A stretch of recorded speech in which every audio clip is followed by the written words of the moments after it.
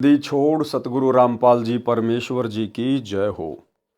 परम पिता परमात्मा सारी सृष्टि के रचनहार कुल मालिक असंख्य ब्रह्मांडों के स्वामी जगत गुरु तीनों लोकों में प्रवेश करके सबका भरण पोषण करने वाले राजाधिराज आत्माधार नाथों के नाथ देवों के देव महादेव सर्वेश्वर महेश्वर मृत्युंजय अजरो अमर आदि अनादि सनातनी प्रभु जगत पिता जगदीश्वर श्री श्री 1008 की उपाधि के वास्तविक अधिकारी अकाल मूरत शब्द स्वरूपी राम वासुदेव सर्वगतम ब्रह्म परम पूज्य प्रथम पूज्य परम संत परम पुरुष परम धनी परम दयालु सत्य कबीर हक्का कबीर अल्लाहु अकबर बाखबर अल्लाह ताला जगत के तारणहार जगत के मुक्तिदाता जगत के जगन्नाथ हारे के सहारे हिंदुओं के राम मुसलमानों के अल्लाह सिखों के वाहिगुरु ईसाइयों के मसीह दया के सागर दयानिधि करुणा के सागर करुणानिधि स्वयंभू परिभू संकट मोचन कष्ट हरण मंगल करण दुख भंजन अविगत कबीर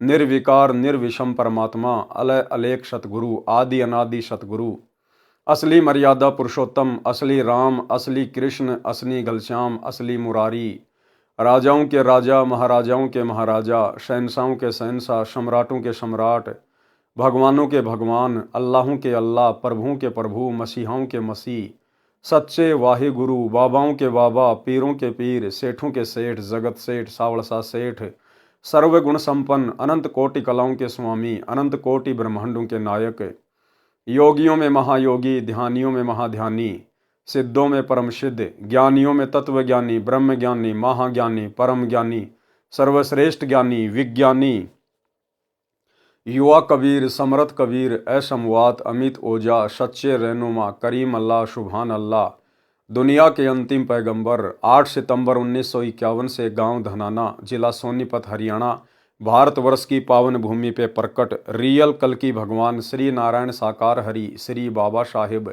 संत श्रोमणी सतगुरु रामपाल जी परमेश्वर जी के चरण कमल में साध संगति से जुड़े हुए देश विदेश से आप और हम सभी सत्सेवक भाई बहनों का अनंत कोटि दंडोत प्रणाम।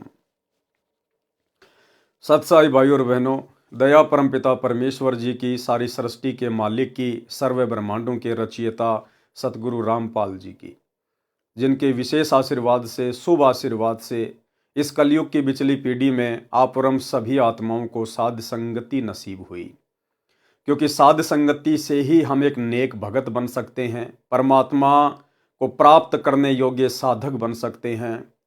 हमारे अंदर मर्यादाओं को लेकर वो भय उत्पन्न हो सकता है, मोक्ष प्राप्ति के लिए वो चिंता उत्पन्न हो सकती है जो अति आवश्यक है।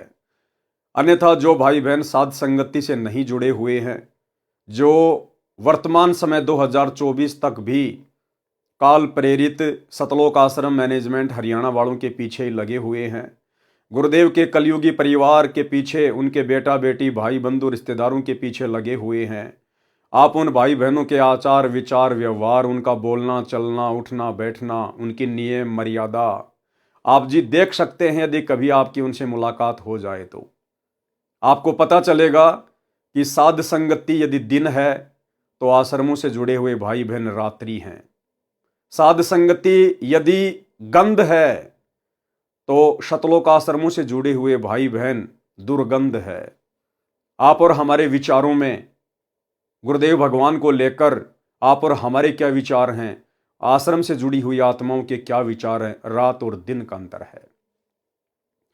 और जैसा कि दास आए दिन आप जियों को शतलोक आश्रम मैनेजमेंट हरियाणा के कुकर्मों के विषय में अवगत करवाता ही रहता है कि सतलोक आश्रम मैनेजमेंट हरियाणा ने अर्थात गुरुदेव जी के कलयुगी परिवार ने, उनके बेटा बेटी भाई बंधु रिश्तेदारों ने, इन कोऑर्डिनेटरों ने गुरुदेव भगवान के 2014 बरवाला कांड के बाद इसार जेल जाने के बाद इन्होंने संगत की एक भी मर्यादा सुरक्षित नहीं रखवाई है।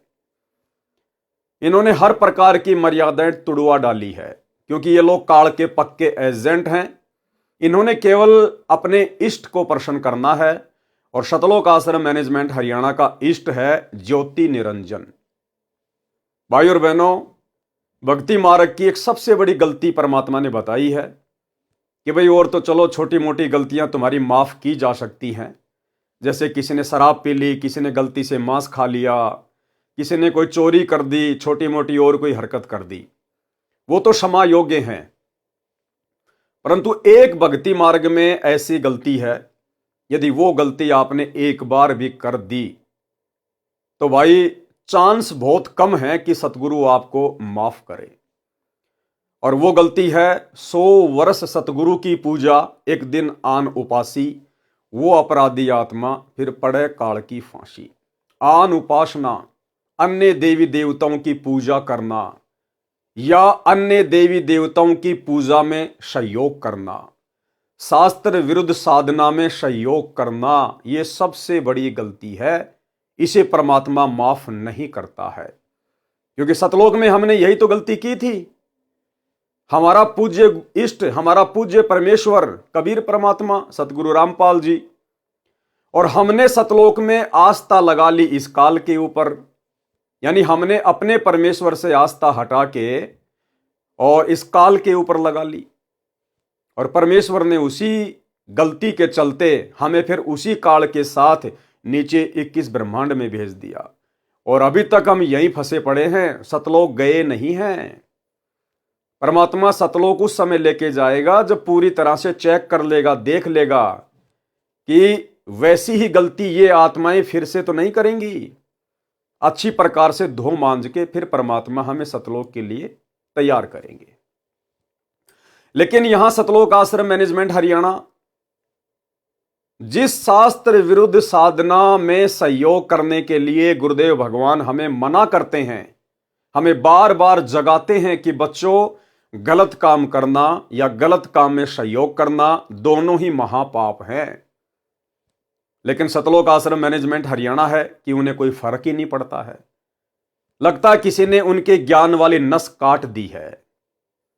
जिस प्रकार हम सत्सेवक भाई बहन अपने इष्ट, अपने गुरुदेव भगवान को सदकर्म करके उनकी मर्यादाओं में चलते हुए उन्हें प्रसन्न करने का पूर्ण प्रयास कर रहे हैं, क्योंकि गुरु को प्रसन्न किए बिना हम लाख जन्म भी सतलोक नहीं जा सकते। भक्ति अपनी जगह है, लेकिन गुरु की मेहर विशेष चाहिए। इन बातां के पाइए कर सतगुरु नजर निहाल, और राजी कर सतगुरु रूठे नू।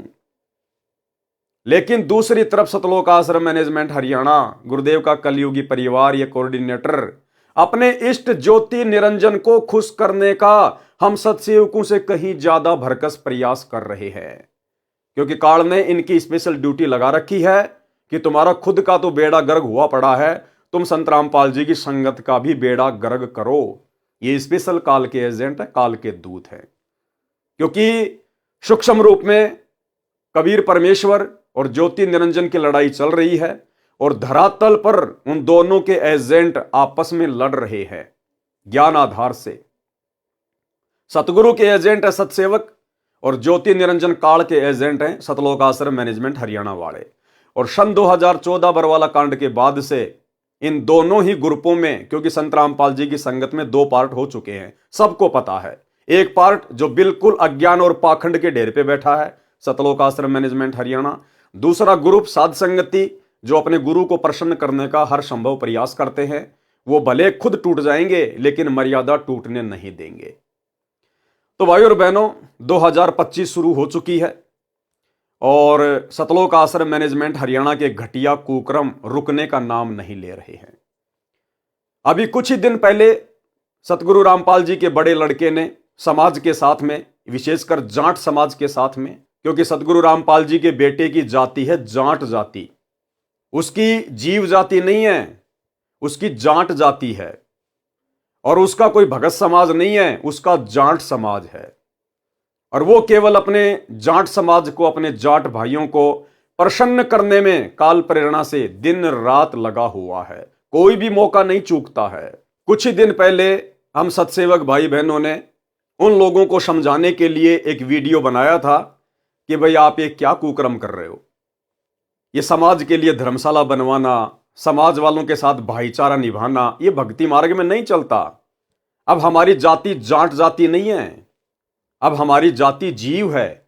हमें अपनी औकात का पता चल जाना चाहिए। अगर मर्यादा में नहीं रहे, सतगुरु के वचन को इसी प्रकार तोड़ते रहे, तो गधे बना के छोड़ दिए जाएंगे, गधे बना के। धनाना की गलियों में घूमोगे, फिर तुम्हारा गधा समाज होगा, गधा समाज। लेकिन भाई और बहनों, आप और हमारी बातों का इनके ऊपर कोई असर नहीं हुआ। और भला हो भी कैसे, जब ये लोग अपने बाप की बातों को, सतगुरु रामपाल जी परमेश्वर जी के सत्संगों को सीरियस नहीं ले रहे हैं, तो भला आप और हम सत्सेवक कौन से खेत की मूली हैं जो हमारी बात ये मानेंगे।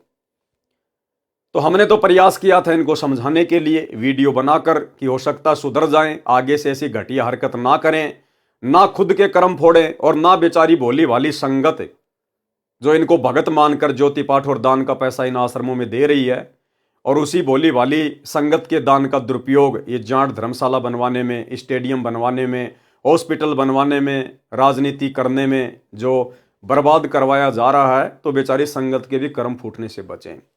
लेकिन भाई और बहनों, कहते हैं कि गधे की आंख में जितना घी डालोगे वो उतना ही तुमसे नाराज होगा कि भाई ये तो मेरी आंख फोड़ने के लिए आ रहा है, क्योंकि गधे को ये नहीं पता कि आंख में घी डालने का मतलब क्या होता है, लेकिन वो तो उल्टा ही सोचेगा।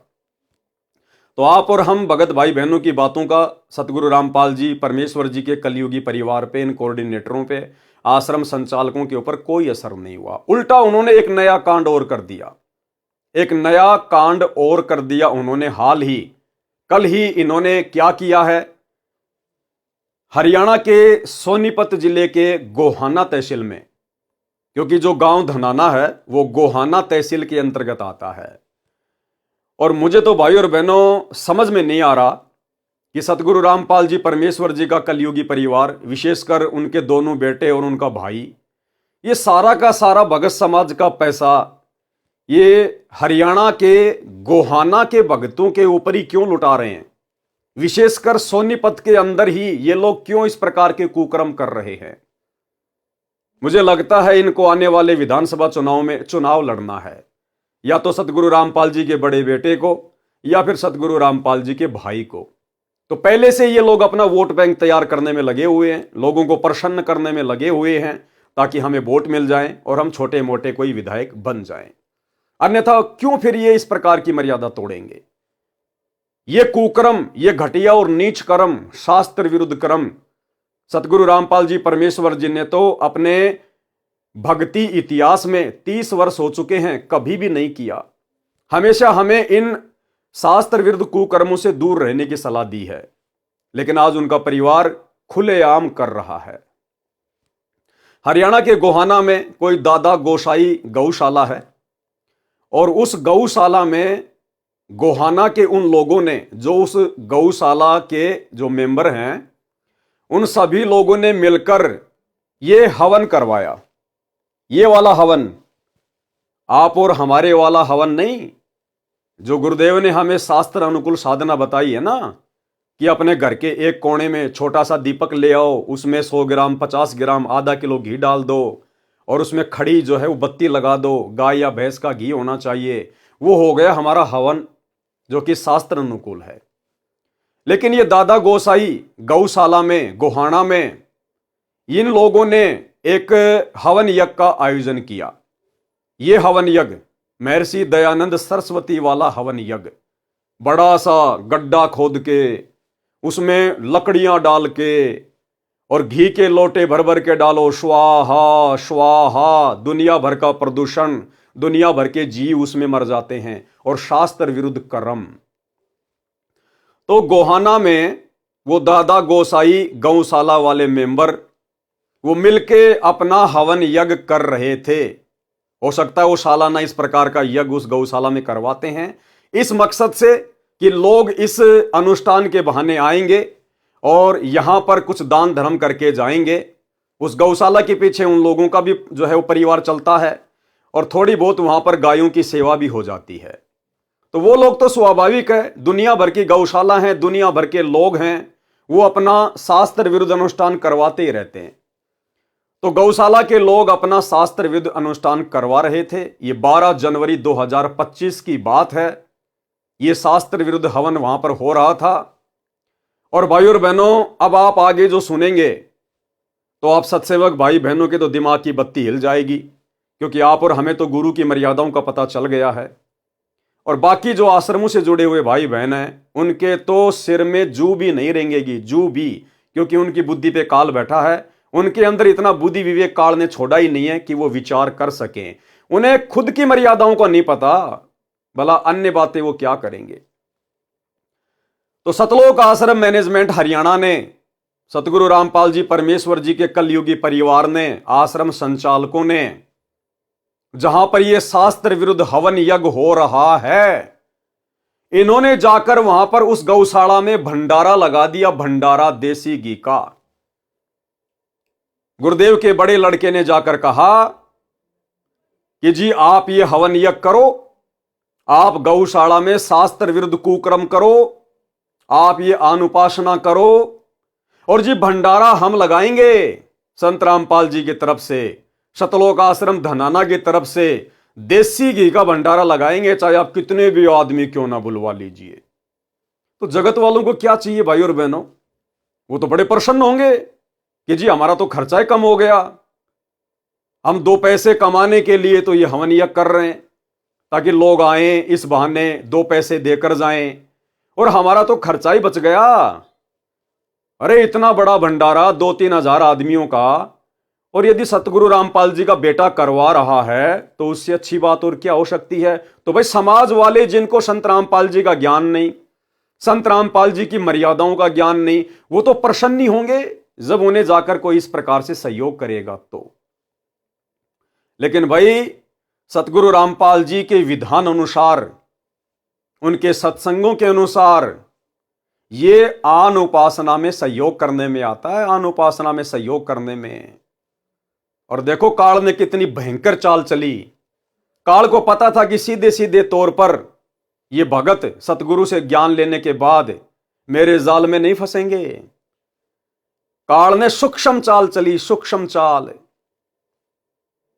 और काल ने खड़ा कर दिया बरवाला कांड के बाद गुरुदेव के परिवार को, और नादान संगत ने उन काल एजेंटों के ऊपर केवल यह सोचकर अंधविश्वास कर लिया कि ये गुरुजी का भाई है, ये गुरुजी की बेटी है, ये गुरुजी की पत्नी है, ये गुरुजी के बेटे हैं, और ये तो बड़े बड़े कोऑर्डिनेटर हैं जो आश्रम में रहा करते थे गुरुजी के पास 24 घंटे। इस मूर्ख संगत ने इन काल एजेंटों पर आंख बंद करके अंधविश्वास कर लिया। ये अंधविश्वास करना था अपने गुरुजी के ऊपर, अपने गुरुजी के ज्ञान के ऊपर, लेकिन काल ने अंधविश्वास करवा दिया इन अपने एजेंटों के ऊपर। और पिछले 10 वर्षों से जमकर संगत की मर्यादाएं तोड़वाई जा रही हैं, क्योंकि काल चाहता है कि 2028 युग परिवर्तन के दौरान मैं इन भक्तों की चोटी पकड़ के ले जाऊं यहां से, क्योंकि परमात्मा तो कोई रक्षा करेगा नहीं भाई। गुरुदेव का तो काल के साथ एग्रीमेंट है, गुरुदेव तो जबरदस्ती करेगा नहीं, वो तो अपने वचन का पक्का है। तो काल सूक्ष्म रूप से भयंकर तरीके से संगत की मर्यादा तोड़वाने में लगा हुआ है। हालांकि सतलोक आश्रमों से जुड़ी हुई संगत की मर्यादाएं शेष नहीं है, हर व्यक्ति हर प्रकार से खंडित है। इन आश्रमों में जाने वाला और इन नामदान सेंटरों पर जाने वाला एक भी व्यक्ति मर्यादित नहीं है, सुरक्षित नहीं है। कभी भी काल उनकी चोटी पकड़ के ले जा सकता है और ले जा रहा है। लेकिन भाई जब काल किसी को घसीटने पे आता है तो ढंग से घसीटता है, ढंग से उसकी चटनी बना के रख देता है। तो काल वर्तमान में सतलोक आश्रमों से जुड़ी हुई संगत की चटनी बनाने में लगा हुआ, चटनी। और भाई गुरुदेव के परिवार ने, इन कोऑर्डिनेटरों ने भी अपने इस कदर कर्म खराब कर लिए हैं कि आने वाले समय में जब इनके ऊपर आपत्तियों का पहाड़ टूटेगा, इन पे आपत्तियां नहीं आएंगी। आपत्तियां तो बहुत छोटा सा शब्द है, आपत्तियों का पहाड़। और उस समय फिर ये गुरुजी से प्रार्थना करेंगे, रोएंगे, चीखेंगे, चिल्लाएंगे। तो गुरुजी भी इनकी इतनी बड़ी बड़ी गलतियों को देखकर हाथ खड़े कर लेंगे कि बेटा तुम मेरे लिए कोई विशेष नहीं हो, तुम मेरे कोई सगे नहीं हो। क्या तुमने मुझे अपना बाप मान रखा है, फूफा मान रखा है, मामा मान रखा है, मुझे अपना पति मान रखा है? मंगलाचरण में क्या पढ़ा तुमने? गरीब परम शक्ति संगीतम, रिद्धि सिद्धि दाता सोई, अविगत गुण अतीतम, सत्य पुरुष निर्मोही। बेटा मैं सत्य पुरुष हूं कबीर, तुम मुझे सतगुरु सतगुरु कहते हो ना। नालायको 30 साल हो गई, तुम्हें सतगुरु की परिभाषा का भी पता है? ना सतगुरु जननी जने और जाके माना बाप, पिंड ब्रह्मंड से रहित है ना वहां तीनों ताप। तो गुरुदेव कह देंगे, बेटा मैं किसी का बाप नहीं, मैं तो उसका बाप हूं जो मेरे वचन में रह के भक्ति करता है, जो मेरी मर्यादाओं में रह के भक्ति करता है, जिसने वास्तव में मुझे अपना बाप माना है। मैं तो उसका बाप हूं, तुम्हारा बाप नहीं हूं। और बच्चों, तुमने तो इतनी बड़ी बड़ी गलतियां कर दी, जबकि तुम्हें समझाने में, तुम्हारे पास में संदेशे भिजवाने में सत्सेवकों के माध्यम से मैंने पिछले 10 वर्षों से कोई कमी नहीं छोड़ी। अरे वो सत्सेवक बेचारे, वो कल के बच्चे, और तुम नालायकों 20-20 साल से, 30-30 साल से मेरे साथ हो, और तुम आज तक नहीं समझ पाए कि मेरा ज्ञान क्या है, मेरा भक्ति विधान क्या है, मेरी मर्यादा क्या है, सत्संगों में मैंने क्या बताया, क्या समझाया, तुम आज तक नहीं समझ पाए। और वो कल के बच्चे मेरे जेल जाने के बाद जो संकल्प ले लेके जुड़े हैं, वो मेरे कल के बच्चे एडी से चोटी तक मुझे जान गए। भैया मैं निर्मोही हूं, निर्मोही, मेरा कोई सगा नहीं है। मेरा सगा वो है जो मेरी मर्यादा में रह के भक्ति करेगा। और भाई तुमने तो पहाड़ जैसी गलतियां कर रखी हैं, पहाड़ जैसी गलतियां। मैं भला अब तुम्हारी मदद कैसे कर सकता हूं? हाँ, यदि तुम्हारा कोई प्रारब्ध का, यदि कोई पुण्य शेष है, कोई दान धर्म का कोई अंश शेष है, तो भैया तुम्हारी सुरक्षा हो सकती है, अन्यथा मेरी तरफ से किसी प्रकार की कोई सुरक्षा की उम्मीद मत करना। तो भाई और बहनों, अब आपको दिखाता हूं ये गोहाना की गौशाला, जिसमें ये अनुपासी लोग, शास्त्र विरुद्ध साधना करने वाले लोग, जो गौशाला खोल के बैठे हैं, आम जगत के लोग, इन्होंने अपना वार्षिक अनुष्ठान किया, ये हवन यज्ञ करवाया, और उस हवन यज्ञ में जबरदस्ती एंट्री कार्ड ने करवा दी सतलोक आश्रम मैनेजमेंट हरियाणा की कि जी भंडारा हम करवाएंगे। तो अब आपको दिखाते हैं सतलोक आश्रम मैनेजमेंट हरियाणा का भंडारा। और थोड़े दिन पहले ये लोग जो प्रचार कर रहे थे ना, ये सा न्यूज चैनल हरियाणा, सा न्यूज चैनल हरियाणा, यही सब खबरें डालने के लिए इन्होंने भक्तों की ड्यूटी लगाई थी, गांव गांव गली गली, कि लोगों के मोबाइल हाथ में ले लेके चैनल को सब्सक्राइब करवाओ।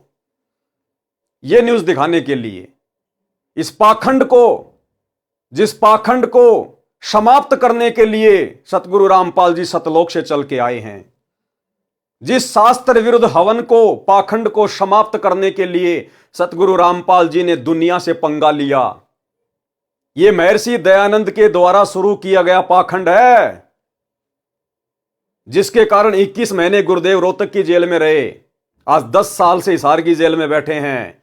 इसी आन उपासना के अंतर्गत शास्त्र विरुद्ध साधना के तहत किया जाने वाला यह यज्ञ हवन, जो गोहाना की उस गौशाला में किया जा रहा है, और उसमें सहयोग करने के लिए पहुंच गया सतलोक आश्रम मैनेजमेंट हरियाणा। तो सोचिए भाई और बहनों, ये सतगुरु के एजेंट हैं या काल के एजेंट हैं? अरे वो जगत वाले अपना अनुष्ठान कर रहे हैं, हमें क्या आपत्ति है, क्या ऑब्जेक्शन है? नालायकों, तुम क्यों जबरदस्ती वहां पे एंट्री लेने चले गए? अरे हमारा क्या लेना देना? जहां पर इस प्रकार के शास्त्र विरुद्ध धार्मिक अनुष्ठान होते हैं, हमने तो उसके आसपास से भी गुजरने में डर लगना चाहिए, आसपास से गुजरने में भी। और जबरदस्ती तुम लोग वहां जाकर भंडारा कर रहे हो। और भाई और बहनों, इनको कोई न्योता नहीं देता है कि जी हम यहां पर ये प्रोग्राम कर रहे हैं, आप भंडारा कीजिएगा। नहीं, ये लोग जबरदस्ती जाते हैं समाज में अपना भाईचारा बढ़ाने के लिए, अपनी जो है वो प्रभुता दिखाने के लिए, क्योंकि अवश्य गुरुदेव के परिवार को चुनाव लड़ना है, गुरुदेव के लड़कों को अवश्य दोनों में से एक को आने वाले समय में सोनीपत से विधानसभा का चुनाव लड़ना है। इसीलिए ये लोग जबरदस्ती अपने समाज के अंदर, जाट समाज के अंदर घुसते हैं जबरदस्ती। कहीं भंडारा लगा दिया, कहीं धर्मशाला बनवा रहे हैं, कहीं पर स्टेडियम बना रहे हैं, कहीं पर ये बसें चला रहे हैं, कहीं रोडों का कार्य शुरू किया जा रहा है, कहीं पर एम्बुलेंस चलाई जा रही है। अन्यथा सोचिए भाई और बहनों, क्या पूरे इंडिया में गौशाला केवल हरियाणा के सोनीपत में है क्या? अरे एक ही जिले में है क्या? ये लोग जितने भी कार्य कर रहे हैं शास्त्र विरुद्ध, ये हरियाणा के सोनीपत में क्यों करते हैं? अपने जाट समाज वालों के लिए क्यों करते हैं? अरे बाकी स्टेट में भी तो सतलोक आश्रम खुले हुए हैं, वहां भी तो आसपास में गौशाला हैं, उनके भी तो धार्मिक हवन यज्ञ होते हैं। उधर भी तो अन्य समाज की धर्मशालाएं बन रही हैं। वहां के लोगों को भी तो बसों की आवश्यकता है, एम्बुलेंस की आवश्यकता है। वहां के लोगों के गांवों की भी तो सड़कें खराब हैं। फिर वहां इस प्रकार के कार्य क्यों नहीं किए जा रहे? केवल धनाना गांव के आसपास सोनीपत जिले में और विशेषकर गोहाना तहसील में ही और विशेषकर जाट समाज के अंतर्गत होने वाले कार्य ही क्यों किए जा रहे हैं? क्योंकि ये बेबुद्धि के लोग हैं। कौन? सतगुरु रामपाल जी के दोनों लड़के ये बेबुद्धि के प्राणी हैं। सतगुरु रामपाल जी का भाई महा बेबुद्धि का प्राणी, और इनको किसी ने बांस के ऊपर चढ़ा रखा है कि भैया समाज में अपनी प्रभुता कायम करो, भाईचारा बढ़ाओ। आने वाले समय में तुमको विधानसभा का चुनाव लड़ना है, तुम्हारे को राजनेता बनना है। और ये ठहरे भंडारा एक्सपर्ट। संत रामपाल जी का परिवार केवल भंडारा एक्सपर्ट है, भंडारा एक्सपर्ट है।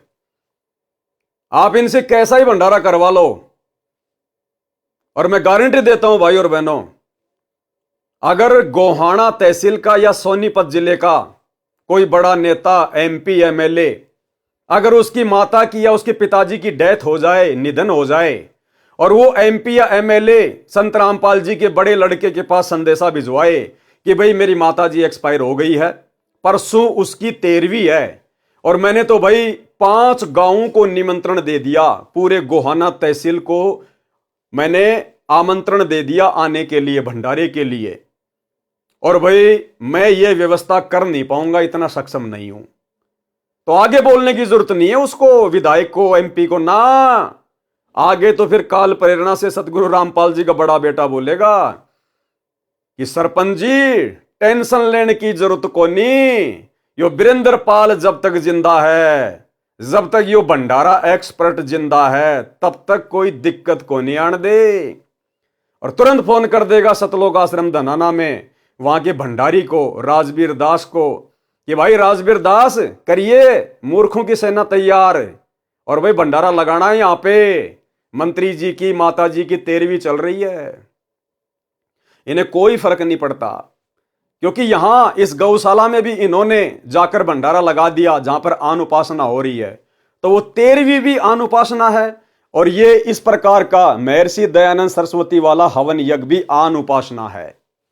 इन्हें कोई फर्क नहीं पड़ता भाई और बहनों, इन्हें केवल भाईचारा निभाना है, समाज में अपनी जो प्रभुता है उसको कायम करना है, क्योंकि इन लोगों ने चुनाव लड़ना है। तो अब ये छोटा सा वीडियो दास आपको दिखाना चाहेगा, देख लीजिएगा आप। इन्हीं सतलोक आश्रम वालों ने, इन बेबुद्धि के इंसानों ने अपने खुद के न्यूज चैनल पे डाला है, सा न्यूज हरियाणा, और क्या कह रहे हैं सुन लीजिएगा। हवन यज्ञ के साथ साथ भंडारे और रक्तदान का कार्यक्रम भी आयोजित हुआ। खास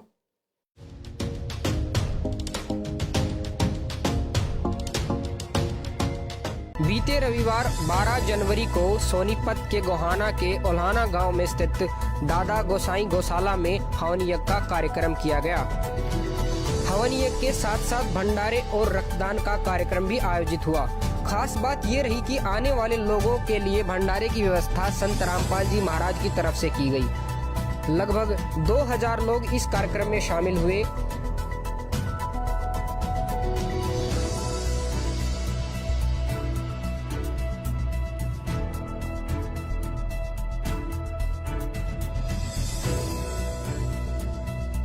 इस भंडारे में लोग इस कदर मुरीद हुए कि भंडारे की जमकर तारीफ की। यहाँ पे तो ये भंडारा वगैरह यहाँ पे जो व्यवस्था करवाई गई है, तो आपको कैसा लगा भंडारा? बहुत बढ़िया भाई, इस तो बढ़िया है ही नहीं, कुछ भंडारा तो बढ़िया। और यहाँ पे जो भंडारे की व्यवस्था करवाने समय जो साफ सफाई स्वच्छता के यहाँ पे पूरा ध्यान रखा गया। अब ये जगत वालों से इंटरव्यू ले रहे हैं सतलोक आश्रम मैनेजमेंट हरियाणा वाले कि यहाँ पर दादा गोसाई धर्मशाला में जो भंडारा लगाया गया है, आपको भंडारा कैसा लगा? तो जगत वाले भैया जो बेचारे डालडा का भंडारा खाते हैं, कहीं भी जाते हैं डालडा के उनको लड्डू मिलते हैं, डालडा का चूरमा मिलता है, तो जब उनको देसी घी का खाना मिलेगा तो वो तो बड़ाई करेंगे। अरे जगत वालों को मुफ्त में खाने को मिल जाए, इससे अच्छा और क्या है? और जगत वाले क्यों नहीं बड़ाई करेंगे खा के भाई? क्योंकि ना बेचारों को संत रामपाल जी के ज्ञान का पता, ना इनको उनकी मर्यादाओं का पता। अगर ये किसी भगत का इंटरव्यू लें जो साध संगति से जुड़ा हुआ है तो 2 मिनट में इनकी धोती सी धो के रख देगा कि क्या भंडारा, नालायकों क्यों अपने कर्म खराब कर रहे हो, क्यों संगत की ऐसी तैसी करवा रहे हो। तुम्हारे बाप सतगुरु रामपाल जी ने कौन से दिन इन धार्मिक शास्त्र विरुद्ध इन हवन यज्ञों में सहयोग किया था। अरे 30 साल हो गई, क्या संत रामपाल जी के समय ये शास्त्र विरुद्ध धार्मिक अनुष्ठान नहीं होते थे क्या कभी संत रामपाल जी ने कभी भंडारा लगाया क्या।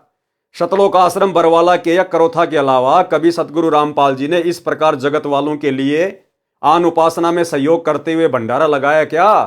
क्यों अपने कर्म फोड़ रहे हो, भक्ति कर लो बैठ के। ये काल तुम्हारे सिर पर खड़ा होके नंगा नाच रहा है, आने वाले समय में तुम्हारी दुर्गति करवाएगा। लेकिन ये बेचारे इन लोगों के इंटरव्यू लेते हैं जो उस भंडारे में खाना खाते हैं। अब देसी घी का भंडारा खा के आदमी बुराई थोड़ी करेगा। और वैसे भी ये जगत वाले बेचारे, इनको क्या पता संत रामपाल जी का क्या नियम है, क्या मर्यादा है। तो ये इनके इंटरव्यू ले रहे हैं और फिर अपनी जो है वो प्रभुता के लिए फिर अपने न्यूज चैनल पे डालते हैं। इनको इतनी भी शर्म नहीं है कि नालायकों, जब भगत समाज इन वीडियो को देखेगा तो सारे तो तुम्हारी तरह काल प्रेरित नहीं है, सारे तो तुम्हारी तरह कोई बेबुद्धि वाले नहीं है। इन आश्रमों में भी बहुत अच्छी अच्छी आत्माएं फंसी हुई हैं। कोई तो विचार करेगा। तो ये बुद्धि भी भाई और बहनों परमात्मा ने इनकी ऑफ कर रखी है कि ये नालायक तो संभलने वाले नहीं है, सुधरने वाले नहीं है। मेरे बेटा बेटी भाई बंधु रिश्तेदार कोऑर्डिनेटर, ये तो सुधरने वाले नहीं है। इनको तो अगले जन्म में गधा बनना ही बनना है। इन्होंने तो भयंकर अपने कर्म फोड़ लिए। लेकिन इन लोगों के द्वारा काल जो कुकर्म करवा रहा है, कम से कम इन वीडियो को देखकर उन आश्रमों में जाने वाली संगत में से कुछ भाई बहन तो समझेंगे। वो तो इन लोगों को ज्योति पाठ और दान का पैसा देके इन मर्यादा विहीन लोगों के संचालन में इन आश्रमों में जा जाके अपने कर्म फोड़ने से बचेंगे। बस यही चाहते हैं परमात्मा कि मेरी आत्माएं उन आश्रमों से निकल जाएं इनके कुकर्मों को देखकर। इसलिए परमात्मा इनकी बुद्धि ऑफ कर देते हैं और इन्हीं के कुकर्मों के वीडियो इन्हीं के हाथों से इन्हीं के चैनल पर डलवा देते हैं। और वो वीडियो परमात्मा फिर मुझ दास तक पहुंचा देता है। दास फिर सतगुरु आशीर्वाद से उसका पोस्टमार्टम करके आप लोगों के सामने पेश कर देता है। फिर कल को कोई भी सतगुरुदेव भगवान को उलाना देने वाला नहीं होगा कि गुरुजी मुझे पता नहीं था, गुरुजी मुझे किसी ने बताया नहीं था। तो ये जगत वालों का इंटरव्यू ले रहे हैं। पूरा रामपाल महाराज जी की अनुयायियों का, उनके भक्तों का, उनके कार्य सेवकों का धन्यवाद करता हूं जिन्होंने ईमानदारी से अपनी ड्यूटी का पालन किया। बहुत बड़ा सराहनीय योगदान आप लोगों का रहा है, हम इसके लिए बधाई देते हैं। हमारी जो दादा गोसाई गौशाला आउलाना के प्रांगण में, जिसके प्रधान जी बलवान सिंह सानिध्य में आज बहुत बड़ा कार्यक्रम, यहाँ पे हवन यज्ञ और भंडारे का आयोजन, एक सांस्कृतिक कार्यक्रम का एक बल डोनेशन किया। बहुत साथियों ने, युवा साथियों ने यहाँ पे रक्तदान शिविर में भाग लिया है। बहुत अच्छी खाने की व्यवस्था प्रधान जी ने, पूरी टीम ने यहाँ पे ईमानदारी से सब भाइयों ने मिलजुल कर काम किया। दर्शकों, अभी आपको दिखाया था हमने गौशाला, अभी हम आ चुके हैं भंडार घर में, जहाँ इस आदमी को तो आप जानते होंगे। ये लगभग 15-20 साल से सतगुरु रामपाल जी से जुड़ा हुआ है और विशेषकर इसको भंडारी की सेवा दी गई है सतलोक आश्रम धनाना में। वर्तमान में सतलोक आश्रम बरवाड़ा में भी ये भंडारे में सेवा करता था, भंडारी। और वर्तमान में ये धनाना आश्रम में भंडारी है। तो जहाँ भी कोई भंडारा करवाना होता है तुरंत इन जैसे लोगों को आगे कर दिया जाता है। तो भाई और बहनों, देखो इनको क्या समझा इन्होंने, क्या सीखा इन्होंने। अरे 20-20 साल, 25-25 साल सतगुरु की शरण में पड़े हैं और इनको अभी तक ये भी नहीं पता कि मर्यादा क्या है गुरु की। अगर हम इस प्रकार से शास्त्र विरुद्ध हवन यज्ञ में जाके भंडारा लगाएंगे, सहयोग करेंगे, तो हमारी मर्यादा बचेगी या टूटेगी। ये लोग तो बढ़ावा दे रहे हैं अनुपासना को। अरे जगत वालों को बढ़िया तो हवन देखने को मिल गया, बढ़िया उनको देसी घी का भंडारा मिल गया, तो क्यों पीछे हटेंगे वो लोग शास्त्र विरुद्ध साधना करने से। उनकी तो मौज हो रही है, अच्छी बात है, बढ़िया बात है। और इस पूरे वीडियो में अगर आपने नोट किया हो, इसने जिसके भी इंटरव्यू लिए हैं, कहीं कोई संत रामपाल जी के ज्ञान की बात नहीं कि जी आप संत रामपाल जी से नाम लेना चाहोगे क्या आप संत रामपाल जी के सत्संग सुनते हो क्या। आप जो भी बातें सुनोगे केवल यही, सर आपको भंडारा कैसा लगा, सर आपको भंडारे का टेस्ट कैसा लगा, सर भंडारे की व्यवस्था के बारे में, साफ सफाई के बारे में आप जी क्या कहना चाहेंगे। इसके अलावा और कोई पॉइंट नहीं, कोई बात नहीं। तो भाई और बहनों, सतलोक आश्रम मैनेजमेंट हरियाणा की बुद्धि पे काल नंगा होके नाच कर रहा, नंगा होके। इन लोगों की तो मंत्रा की तरह बुद्धि हर ली गई है, हर ली गई है। घर में जहाँ पे यहाँ पे भंडारे की व्यवस्था की गई है, आप मेरे पीछे देख सकते हो। यहाँ पे जो ये हवन यज्ञ हुआ था, उस हवन यज्ञ में यहाँ पे जो भंडारे की व्यवस्था की गई है। अब भंडारे की पूरी व्यवस्था के जो इंचार्ज है, हम उनसे बात करेंगे और सारी बातें जानने का ट्राई करेंगे। सर नमस्कार। नमस्कार जी। क्या नाम है सर आपका? राजवीर दास। सर आप कहाँ से हैं? सतलोक आश्रम तनाना धाम से। सर सतलोक आश्रम से हैं आप तो, और यहाँ पे जो पूरे भंडारे की व्यवस्था सुनने में आया कि आश्रम की तरफ से हुआ है, इसके पीछे क्या पूरा प्रोसीजर रहा?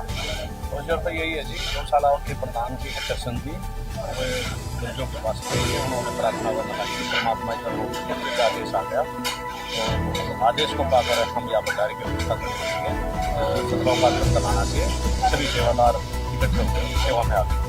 तो ये बताइए कि यहाँ पे अभी आपके साथ में कितने लोग आए थे टीम में व्यवस्था करने के लिए, या फिर पूरा भंडारा बनाने की व्यवस्था की? 15 से 20 सेवादार हैं जो भंडारे की व्यवस्था को संभालते हैं। परमात्मा की दया से बहुत अच्छा भंडारा चल रहा है, आप लोग देख भी रहे हो, किसी प्रकार की कोई त्रुटि नहीं है, साफ सफाई का विशेष ध्यान रखा जा रहा है। और यहाँ पे जो ये भंडारा वगैरह हुआ है, तो क्या आपके जो अपने यहाँ पे व्यवस्था करवाई उससे वो संतुष्ट है, या फिर आपसे उनका जो तालमेल वगैरह है, कैसा रहा आपका सारा बातचीत होती? नहीं, गुरुजों की दया से बहुत अच्छा तालमेल है और आगे भी रहेगा। भविष्य में भी परमात्मा की दया से ऐसे भंडारे आदेश अनुसार चलते रहेंगे। तालमेल बहुत अच्छा है, व्यवस्था से भी वे खुश हैं, सभी भाई खुश हैं, गाँववासी भी खुश है, जो भंडारा ग्रहण कर रहे हैं वे भी खुश हैं। ठीक, धन्यवाद सर। तो भाई और बहनों, ये छोटी सी जानकारी थी जो आप सभी भगत भाई बहनों को देनी थी, क्योंकि दास की तो ड्यूटी, दास की सेवा परमात्मा ने यही लगा रखी है कि परमेश्वर ने जिन आत्माओं को चुन लिया है सतलोक के लिए और साथ संगति से जोड़कर परमात्मा जिनकी ट्रेनिंग ले रहे हैं, उन्हें योग्य बना रहे हैं, जो थोड़ी बहुत कमियां हमारे अंदर है परमात्मा उनको दूर करवा रहे हैं।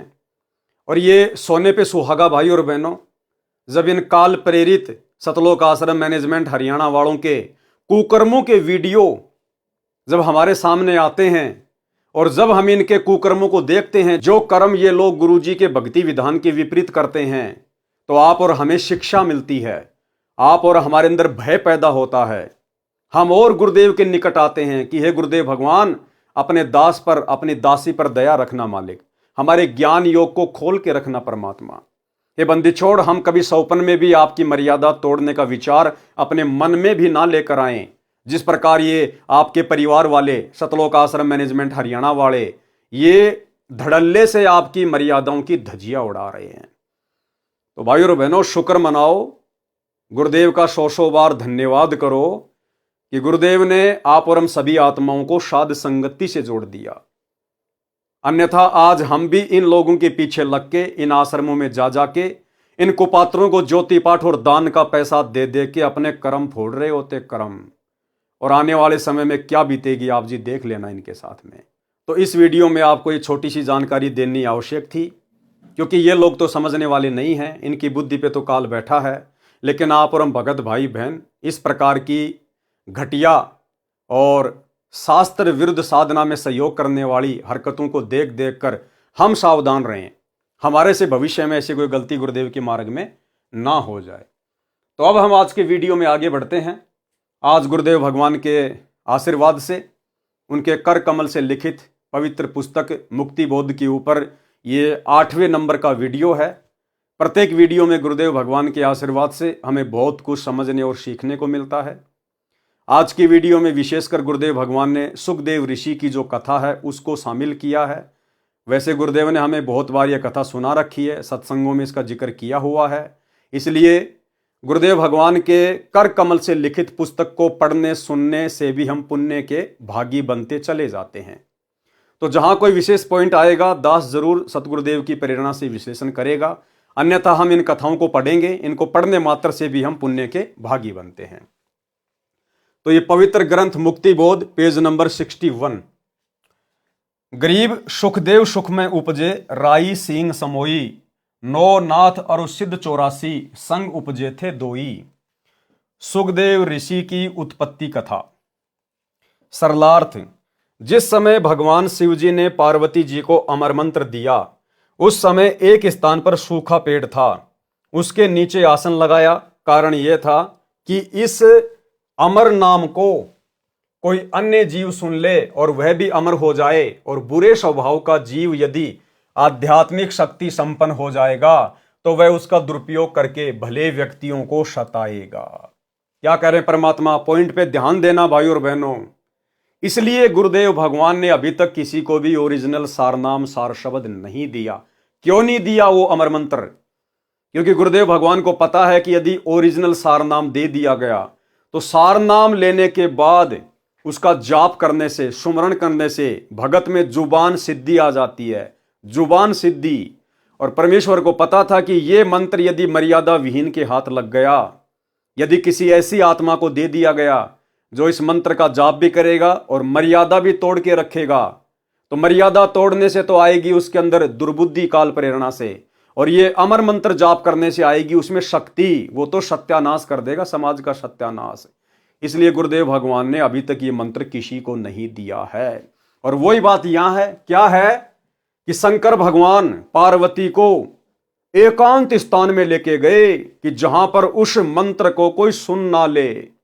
कौन सा मंत्र? वो सोहम मंत्र, प्रथम मंत्र जो आज हमें गुरुदेव ने 7 मंत्र दिए हैं, उसके बीच बीच के 5 मंत्र देवी देवताओं के, वो 5 मंत्र भी सुनाने के लिए शंकर जी अपनी पत्नी पार्वती को एकांत स्थान पर लेके गए ताकि कोई व्यक्ति इनको सुन ना ले।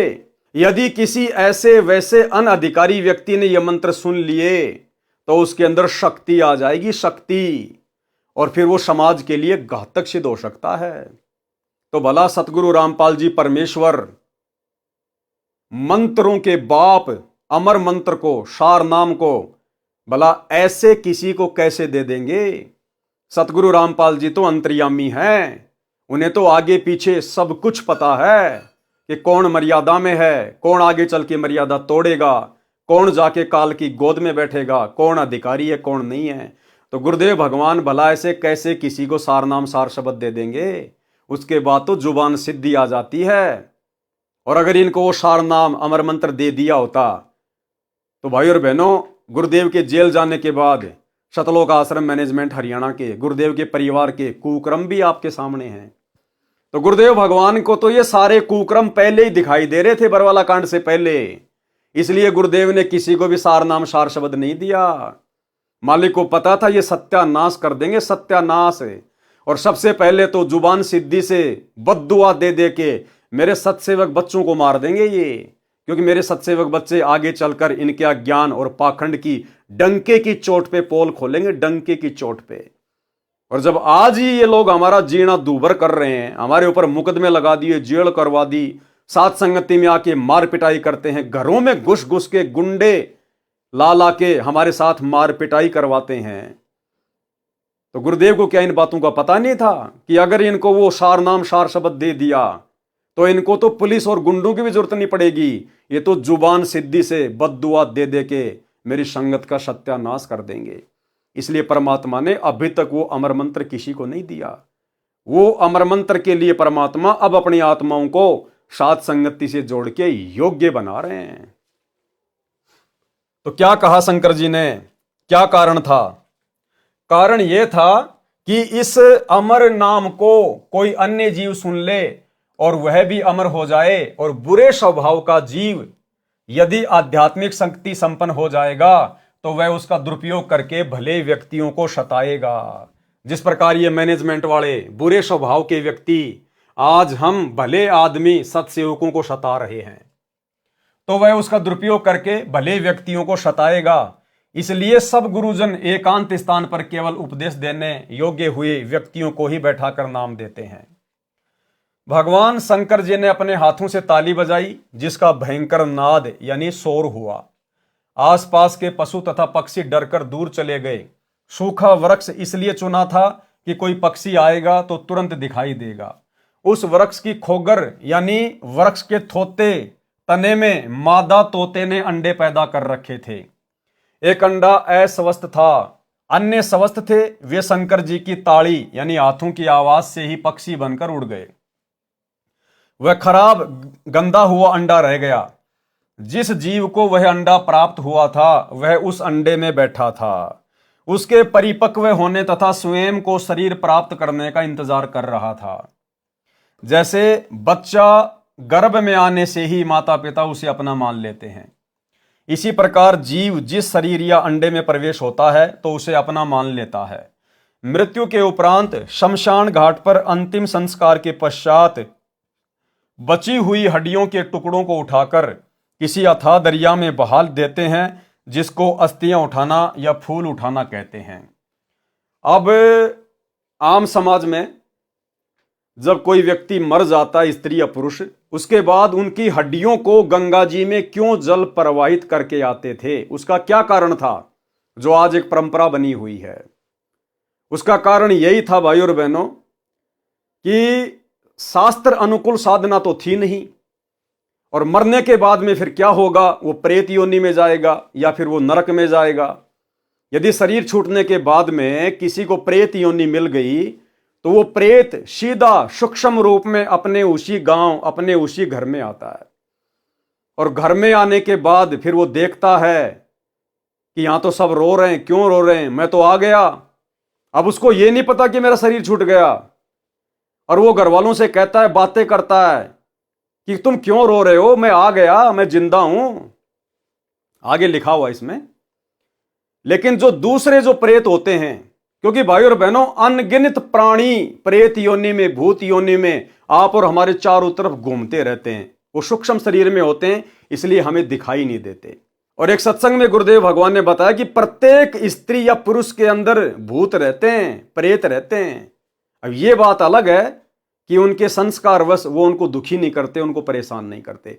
बाकी सबके अंदर प्रेत हैं, सबके अंदर भूत हैं, केवल हम भक्तों को छोड़कर, सतगुरु रामपाल जी परमेश्वर जी के मर्यादित भक्तों को छोड़कर सभी के अंदर भूत प्रवेश हैं, जो है प्रेत प्रवेश हैं। तो जब वो प्रेत योनि प्राप्त करके सीधा अपने घर पे आता है तो घर वालों से कहता है कि तुम रो क्यों रहे हो, मैं आ तो गया।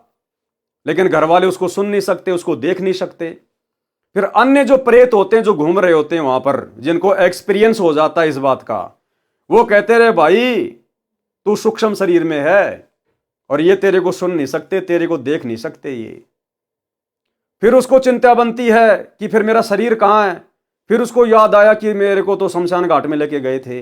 फिर वो शमशान घाट में जाता है और वहां जाके उसका शरीर तो मिलता नहीं।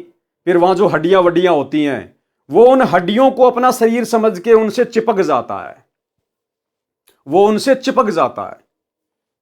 और फिर क्या करता है, वो अपने घर वालों को परेशान करता है, दुखी करता है, उनके काम धंधे में जो है वो नुकसान कर देता है, उनके जो है वो पशुओं में नुकसान कर देता है। तो फिर जो अन्य लोग थे, जो पंडित, जो ब्राह्मण लोग थे, उन्होंने बताया कि साहब ऐसी ऐसी बात है, वो प्रेत योनि को प्राप्त है और वो तुम्हें दुखी कर रहा है। तो फिर मरने के बाद में कि भाई जब तक उसका ऊपर हिसाब किताब पूरा होगा तब तक हम इसकी हड्डियों को किसी ऐसी जगह पे डाल के आ जाते हैं जहां पर ये जा ना सके, जहां इसको मालूम ही ना पड़े कि मेरी हड्डियां कहां गई। तो इस परेशानी से बचने के लिए ये गंगा जी में अस्थियां प्रवाहित करने की परंपरा चली थी। अब हम हो गए सतगुरु रामपाल जी के भगत, हमें मिल गई शास्त्र अनुकूल साधना, तो हम प्रेत बनेंगे नहीं। और जो हमारे परिवार के मेंबर हैं, जो रिश्तेदार हैं, जो सतगुरु रामपाल जी की भक्ति नहीं कर रहे, वो बनेंगे प्रेत। अगर वो प्रेत बनेंगे तो वो हमें किसी प्रकार का कोई नुकसान दे नहीं सकते, क्योंकि हम तो सतगुरु के शरण में हैं, हमारे ऊपर उनका कोई किसी प्रकार का प्रभाव नहीं होगा। तो ना तो हमने किसी भी उपदेशी भाई बहनों की अस्थियों को जलाने के बाद गंगा जी में डालना है, हमने छेड़ना ही नहीं, पड़ी रहो वहां पे, हमारे लिए कुछ नहीं है।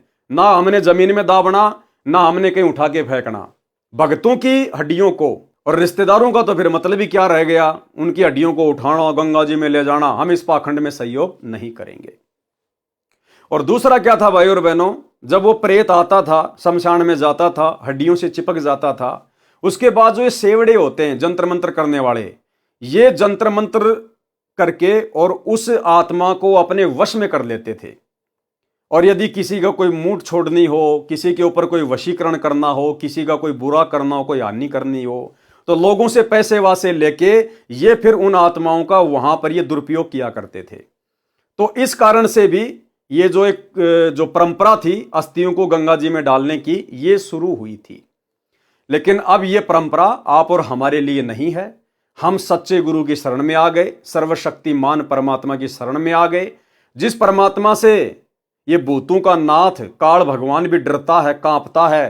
फिर भला ये छोटे मोटे भूत प्रेत आप और हमारा क्या बिगाड़ लेंगे। ना हमने अपने किसी रिश्तेदार का इस पाखंड में सहयोग करना है।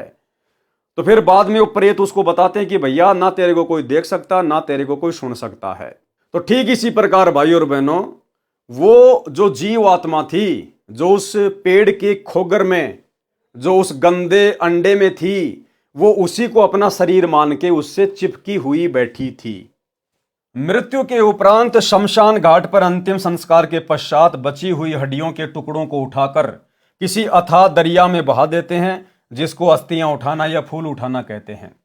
उसका कारण यह है कि जो जीव उस मानव शरीर स्त्री या पुरुष में रहा है, उसका उस शरीर में अधिक मोह हो जाता है।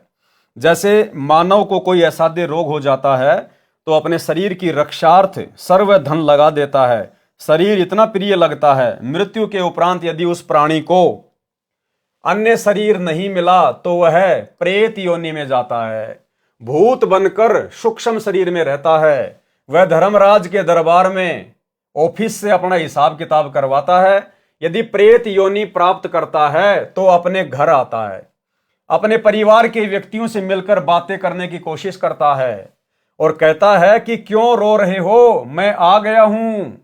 परंतु सूक्ष्म शरीर होने के कारण परिवार के व्यक्ति न उसे देख पाते हैं और न उसकी आवाज सुनते हैं। तब उसको अन्य प्रेत बताते हैं जो आसपास में घूमते रहते हैं बहुत।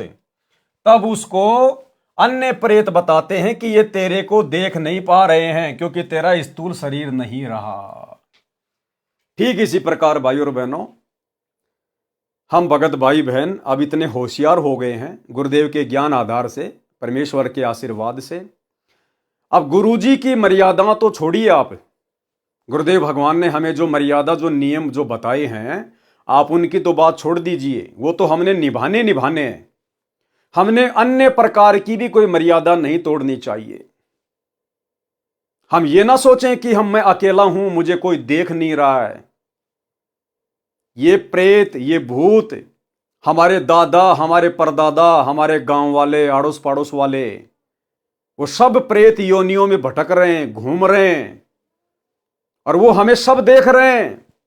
यदि हम कोई भी ऐसी वैसी हरकत करते हैं तो देखो, अगर हम अपने मन में सोचेंगे तो हमारा गुरुदेव भगवान देख रहा है, हम उससे नहीं बच सकते। और वैसे देखें कि मैं तो एकांत स्थान पे हूं, मुझे कोई देख नहीं रहा है, किसी से मोबाइल से बातें कर रहे हैं, अश्लील चैटिंग कर रहे हैं, या ऐसी कोई मर्यादा तोड़ रहे हैं भगत होने के बाद भी, या कोई मिलावट कर रहे हैं, कोई चोरी कर रहे हैं, कोई ठगी कर रहे हैं, कोई रिश्वत ले रहे हैं, या किसी माता बहन की तरफ कोई गंदी नजर कर रहे हैं, या ऐसी वैसी कोई भी हरकत, तो आप ये ना सोचिए कि मुझे कोई देख नहीं रहा। पहली बात तो अंतर्यामी सतगुरु रामपाल जी भगवान आपकी हर हरकत को देख रहा है। ये भारी हरकत तो छोड़ दीजिए, आपके मन में भी जो हरकत चल रही है वो भी आपके गुरु से दूर नहीं है। और यदि किसी को लगता है कि कौन अंतर्यामी, काहे का भगवान, कौन देखता अंदर की, तो फिर इस कथा से हमें शिक्षा ले लेनी चाहिए कि हमारे आसपास बहुत सारी आत्माएं भटकती रहती हैं, वो हमें पल पल देख रही है। और जब हम वो कुकर्म करते हैं तो आपस में फिर हमारे जो पूर्वज होते हैं, जो गांव वाले होते हैं, फिर वो आपस में बातें करते हैं कि देख ये नालायक गधा इंसान, हमारा तो शरीर छूट गया, हम तो दुखी हो रहे हैं। ये भी भूत बनने की तरफ आगे बढ़ रहा है और उसको समझाने का प्रयास करते हैं। वो चिल्लाते हैं लेकिन नालायक ये काम मत कर, पर नारी को देखिए बहन बेटी के भाव, कहे कबीर कामनाश का यही सहज उपाय। और भक्ति मार्ग में आने के बाद, इतना ज्ञान लेने के बाद, जब हम शारीरिक संबंध बनाते हैं, पति पत्नी वाले कुक्रम को नहीं छोड़ते हैं, तो हमें लगता है हम तो एकांत कमरे में हैं, हमने तो लाइटें वाइटें बंद कर दी, हमें कौन देख रहा अब रात्रि में। वो तुम्हारे दादा परदादा, तुम्हारी दादी, तुम्हारे गांव वाले, अन्य वो प्रेत, वो तुम्हारे वो मजे लेते रहते हैं।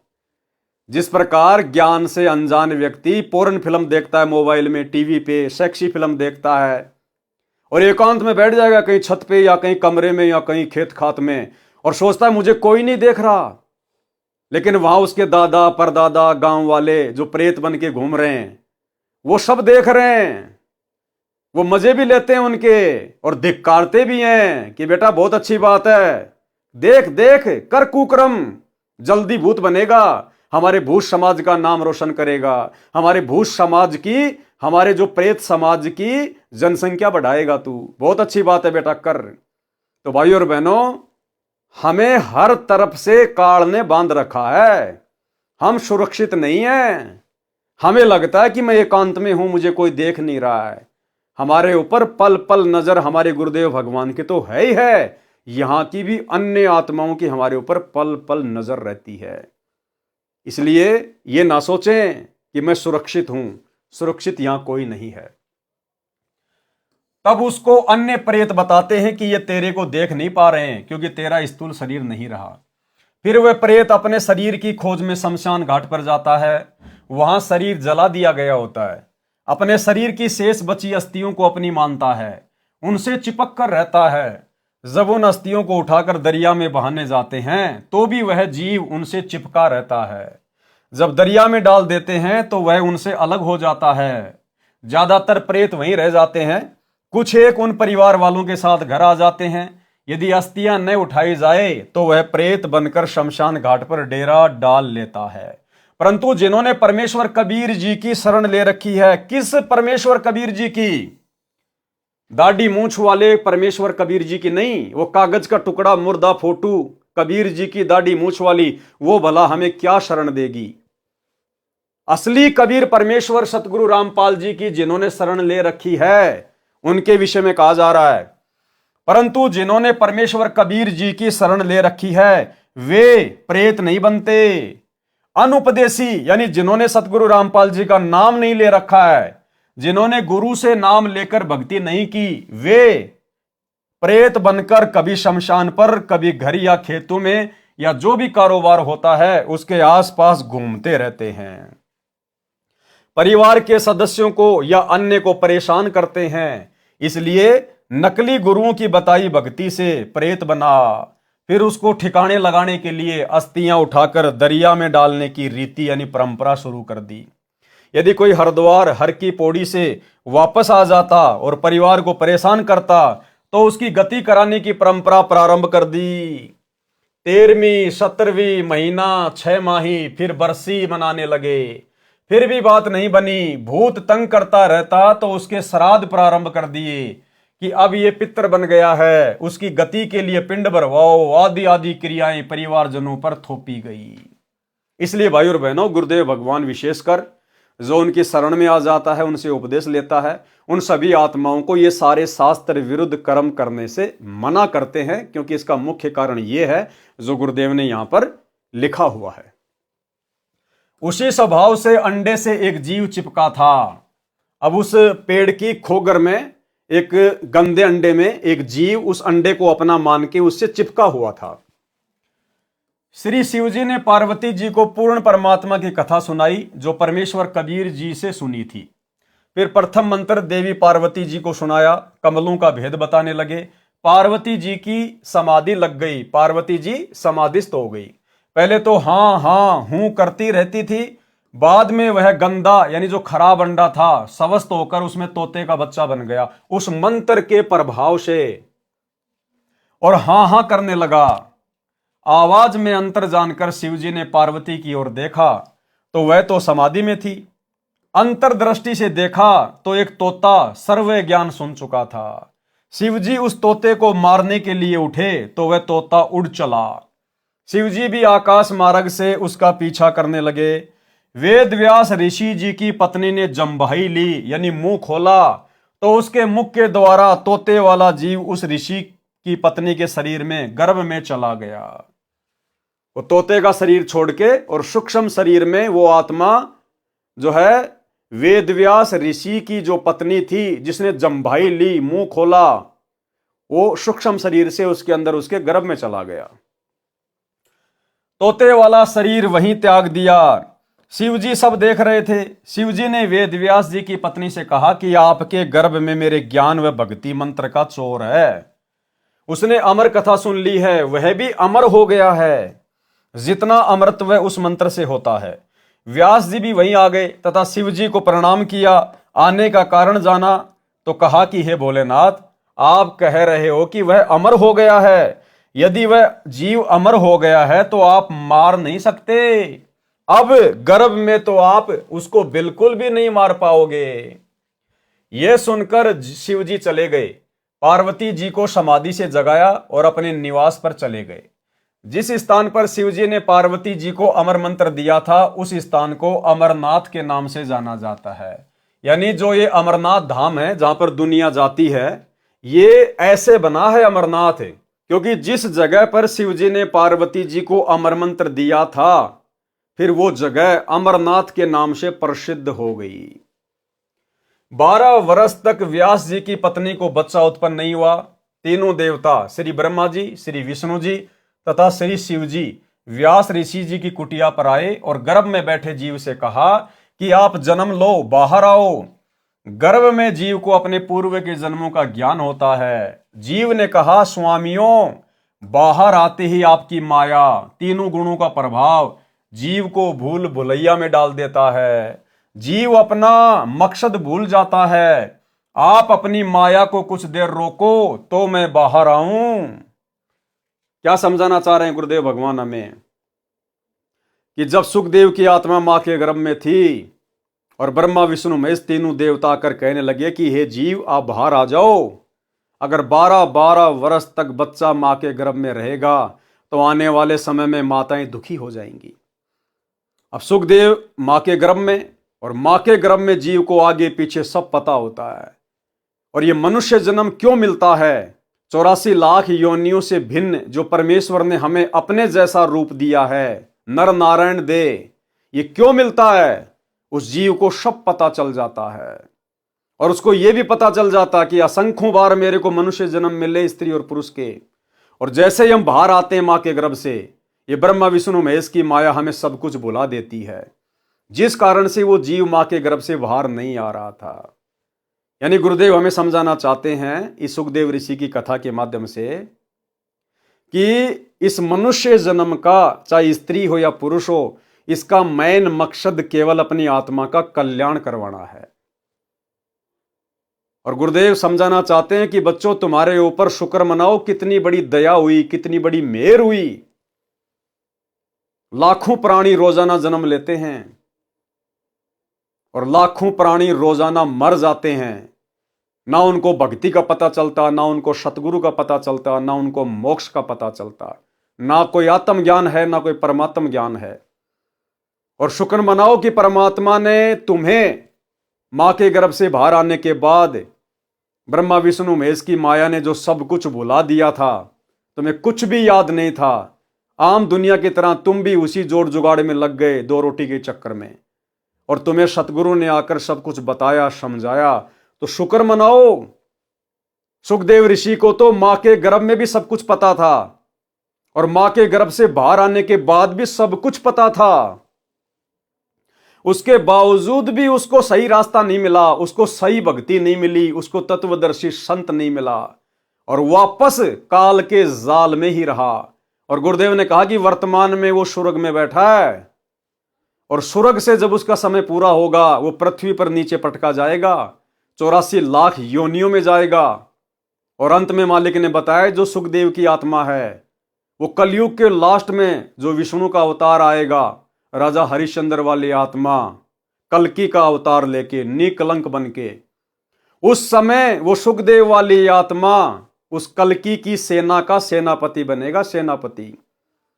सोचिए भाई और बहनों, जिसको सब कुछ पता था गर्भ से बाहर आने के बाद भी, जब ब्रह्मा विष्णु महेश ने राई भैंस के सींग पे जितने समय रुक सकती है, यानी रुक ही नहीं सकती, रखते नीचे गिरेगी राई, इतनी देर इन्होंने अपनी माया रोकी थी तीनों देवताओं ने।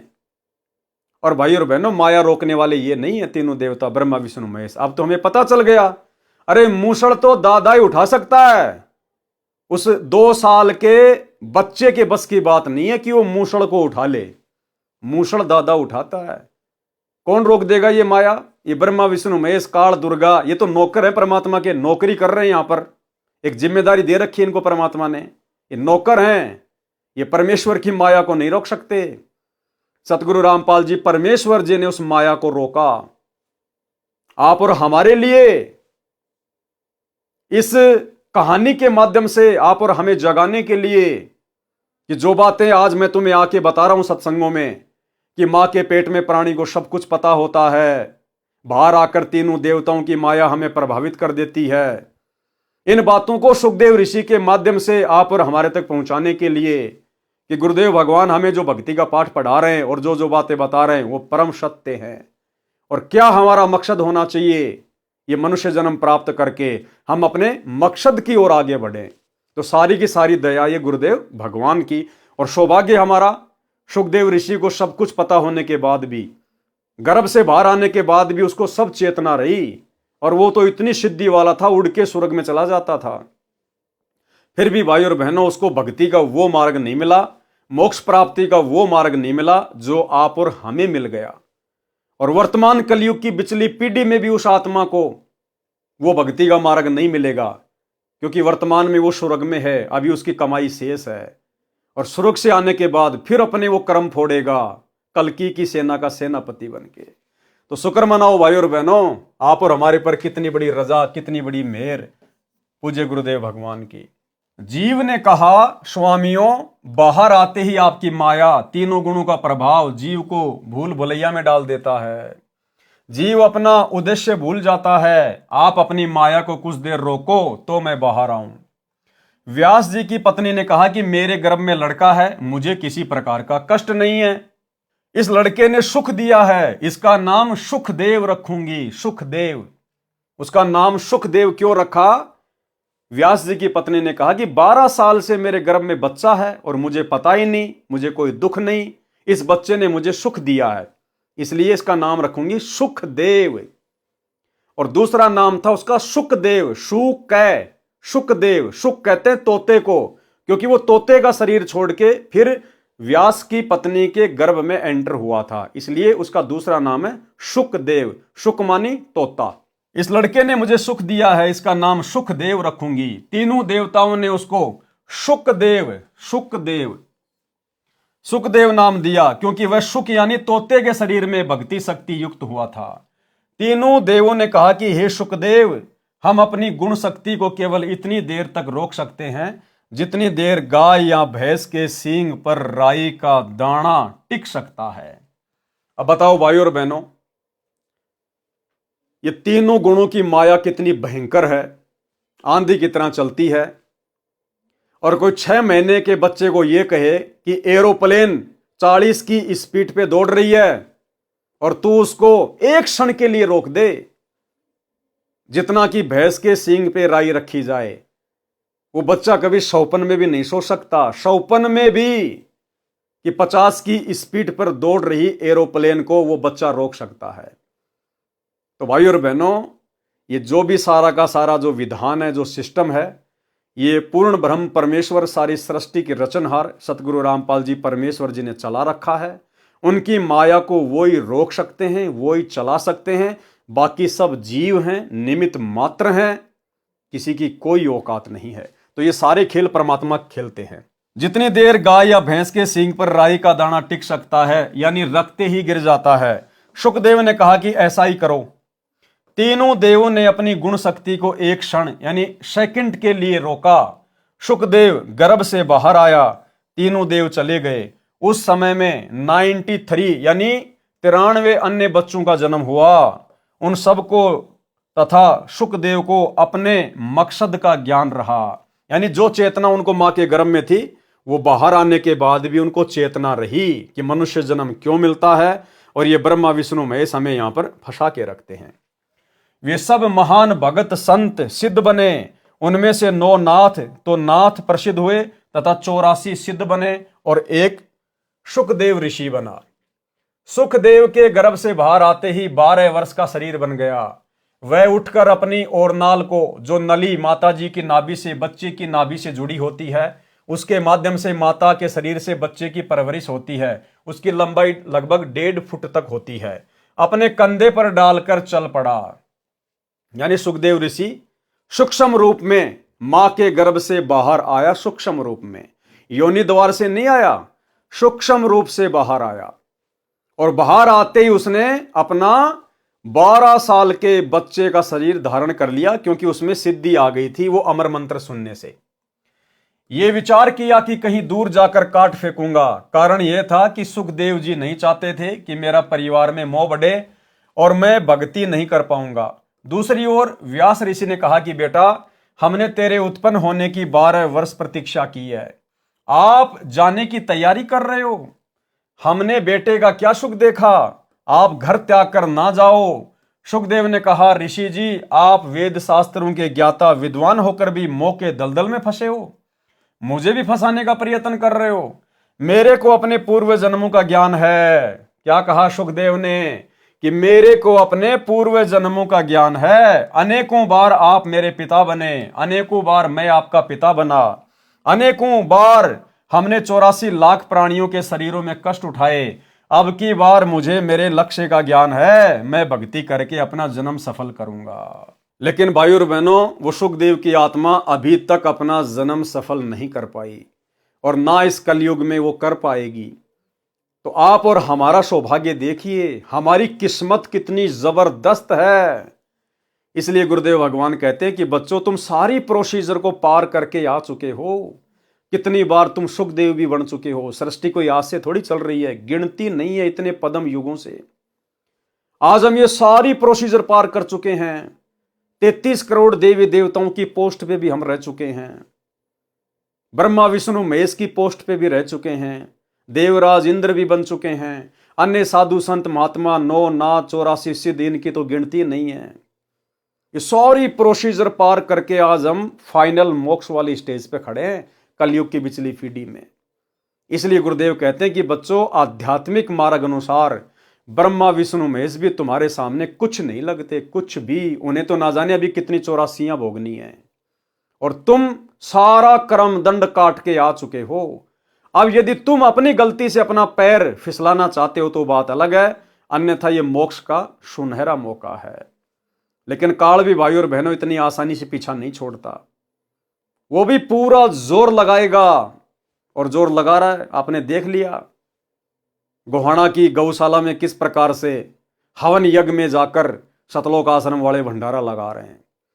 अब जिन जिन संगत वाले भगत भाई बहनों का इन सतलोक आश्रमों में जाकर जो सहयोग किया हुआ है ज्योति पाठ और दान के नाम पर, अब उन सबके कर्म फूटेंगे घर बैठे बैठे, क्योंकि आंख बंद करके इन्होंने गुरुदेव के परिवार को दान दे दिया। गुरुदेव का परिवार महान निकम्मा, एक नंबर का कुपात्र। अब ये गौशाला का हवन यज्ञ या भंडारा, जाटों की धर्मशाला, धनाना गांव का स्टेडियम, गुंडों की सीबीआई जांच, आरक्षण में चंदा, ये अपने बहन बेटियों की सोने चांदी की ज्वेलरी बेच के थोड़ी काम करते हैं, अपने बाप दादाओं की जमीन बेच के थोड़ा ना भंडारे करवा रहे हैं। आप और हमारे जैसे भगत भाई बहनों का ज्योति पाठ और दान का पैसा हम तो देकर निफराम हो गए। अब वो कुपात्र सारे वही काम करेंगे जिनसे हमारे कर्म फूटे। तो घर बैठे बैठे भाई बहनों के कर्म फूट रहे हैं, घर बैठे बैठे। तो काल भी भाई जब घाल गालता है अच्छी तरह से गालता है। ये वार्ता सुखदेव जी ने अपने माता पिता की ओर पीठ करके की और आकाश में उड़ गए। पूर्व जन्म की भक्ति से प्राप्त सिद्धि शक्ति बची थी, उससे उड़ गया। उसी के अभिमान से कोई गुरु नहीं किया।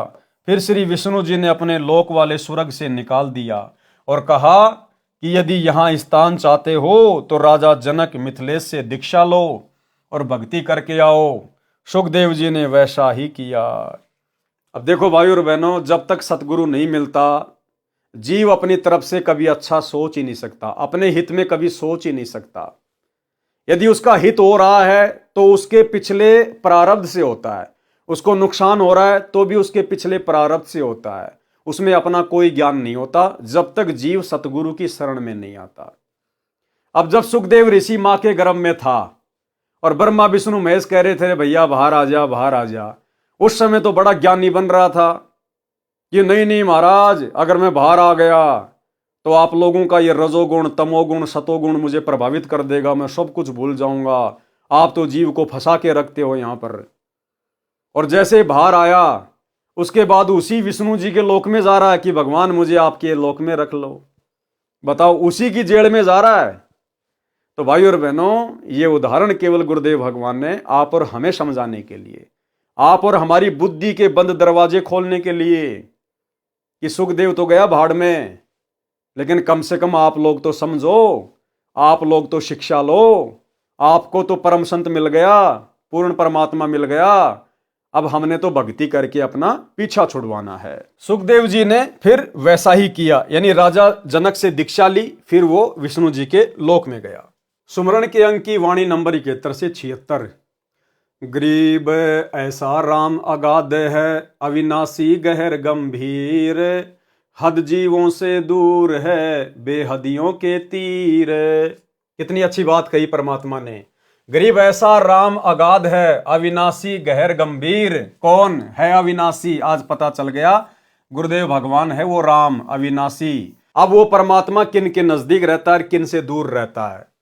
हद जीवों से दूर है। हद जीव कौन होते हैं? हद जीव वो हैं जो काल की हद में हैं, जो काल की प्रेरणा से चलते हैं, हद जीवों से दूर हैं। तो ये सतलोक आश्रम मैनेजमेंट हरियाणा, ये हद जीवों की श्रेणी में है। ये काल के एजेंट बने हुए हैं, ये काल के अनुसार चल रहे हैं, सतगुरु की शिक्षाओं पर नहीं चल रहे। अन्यथा ये जो शास्त्र विरुद्ध हवन यज्ञ किया जा रहा है गौशाला में, वहां जाकर भंडारा लगाने की क्या आवश्यकता थी? आन उपासना में सहयोग करने की क्या आवश्यकता थी? तो ये हद जीव हैं, ये काल की हद में हैं। तो वो अविनाशी परमात्मा सतगुरुदेव भगवान हद जीवों से दूर है और बेहदियों के तीर, और जो काल की हद से बाहर हो चुके हैं, जो सतगुरु की शरण में आ चुके हैं, मर्यादा में रह के भक्ति कर रहे हैं, वो उनके साथ में है। गरीब ऐसा राम अगाध है, अविनाशी गहर गंभीर, हद जीवों से दूर है, बेहदियों के तीर। गरीब ऐसा राम अगाध है, बेकीमत करतार, शेष सहस फुन रटत हैं, अजून पाया पार। गरीब ऐसा राम अगाध है, अपरंपार अथा, उर्मे कीर्तन ख्याल हैं, मोले अलख अला। गरीब ऐसा राम अगाध है, निर्भय नीचल थीर, अनहद नाद अखंड धुनी, नाड़ी बिना शरीर। गरीब ऐसा राम अगाध है, बाजीगर भगवंत, निरसंद निर्मल देखिया, वार पार नहीं अंत। गरीब पार ब्रह्म बिना परख है, कीमत मोल न तोल, बिन वजन अनुराग है, बहुरंगी अनमोल। सरलार्थ, जो पूर्ण परमात्मा है वह ऐसा अगाध राम है, यानी सबसे आगे वाला, अगाध यानी सर्वोपरि, अविनाशी तथा गहर गंभीर, समुद्र की तरह शक्ति से भरा है। वह हद जीवों, अब हद जीव कौन होते हैं? जो काल की सीमा वाले हैं, उसी काल ब्रह्म पर आश्रित हैं, उन जीवों से दूर है, उनको उसका ज्ञान नहीं है। कैसे ज्ञान नहीं है? जैसे आज सतलोक आश्रम मैनेजमेंट हरियाणा को गुरु की शरण में आने के बाद भी गुरु का ज्ञान नहीं है, गुरु की मर्यादाओं का ज्ञान नहीं है, तभी तो सारे उल्टे कुकर्म कर रहे हैं। इसलिए उनको उस अविनाशी परमेश्वर से कोई लाभ प्राप्त नहीं होता। जो बेहद के हैं, यानी जिन्होंने उस असीम शक्ति युक्त परमात्मा को जान लिया है, वह परमात्मा उनके साथ है। वह परमात्मा पारस पत्थर की तरह अनमोल बेकीमत है। उस परमात्मा की प्राप्ति के लिए शास्त्र विधि रहित नाम यानी राम का जाप शेष नागजी 1000 यानी सहस्त्र मुखों से जप कर रहा है, आज तक उसको भी अविनाशी परमात्मा का पार यानी अंत नहीं पाया। परमेश्वर अपरंपार अथा यानी समुद्र की तरह अमित शक्ति संपन्न है। तत्व ज्ञान के अभाव से प्रत्येक ऋषि देव अपने उर यानी हृदय में कृत्रिम यानी कृत्रिम मन कल्पित ख्याल यानी विचार से मौला यानी परमात्मा को अलख अल्लाह निराकार दिखाई न देने वाला मानते हैं।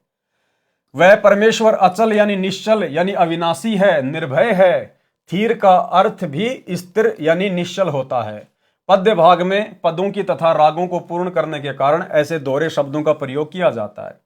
उस परमेश्वर के लोक में अखंड धुन बज रही है। उस परमेश्वर का शरीर 5 तत्व से बनी नाड़ी वाला नहीं है। किस परमेश्वर का? उस परमेश्वर का, सतगुरु रामपाल जी परमेश्वर जी का शरीर 5 तत्व से बनी नाड़ी का नहीं है। हम अपने गुरुदेव को सतगुरु कहते हैं, सतगुरु। ना सतगुरु जननी जने और जाके माना बाप, पिंड ब्रह्मंड से रहित है ना वहां तीनों ताप।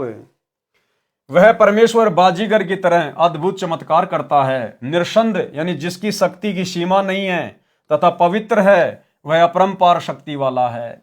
जिस सत्य पुरुष को अन्य गुरुजन व ऋषिगण अलख अल्लाह निराकार प्रभु कहते हैं, उनको परमात्मा प्राप्ति नहीं हुई है। ये मैंने यानी संत गरीबदास जी ने देखा है।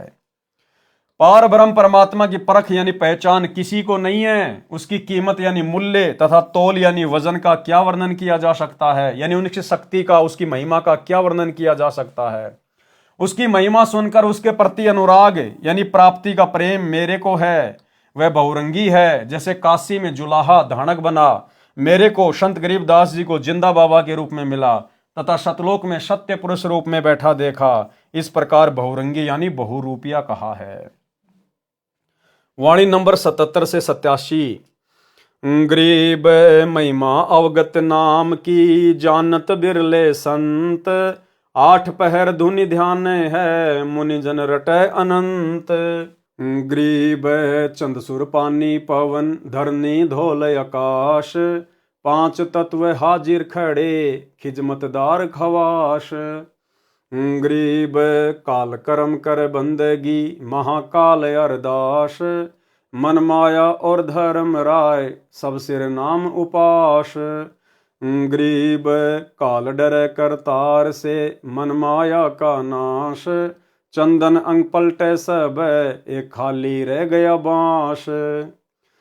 गरीब सजन सलोना राम है, अवगत अन्य न जाई, बाहर भीतर एक है, सब गट रहा समाई। गरीब सजन सलोना राम है, अचल अभंगी एक, आदि अंत जाके नहीं, ज्यों का त्यों ही देख। गरीब सजन सलोना राम है, अचल अभंगी ऐन, महिमा कही न जाते हैं, बोले मधुरे बैन।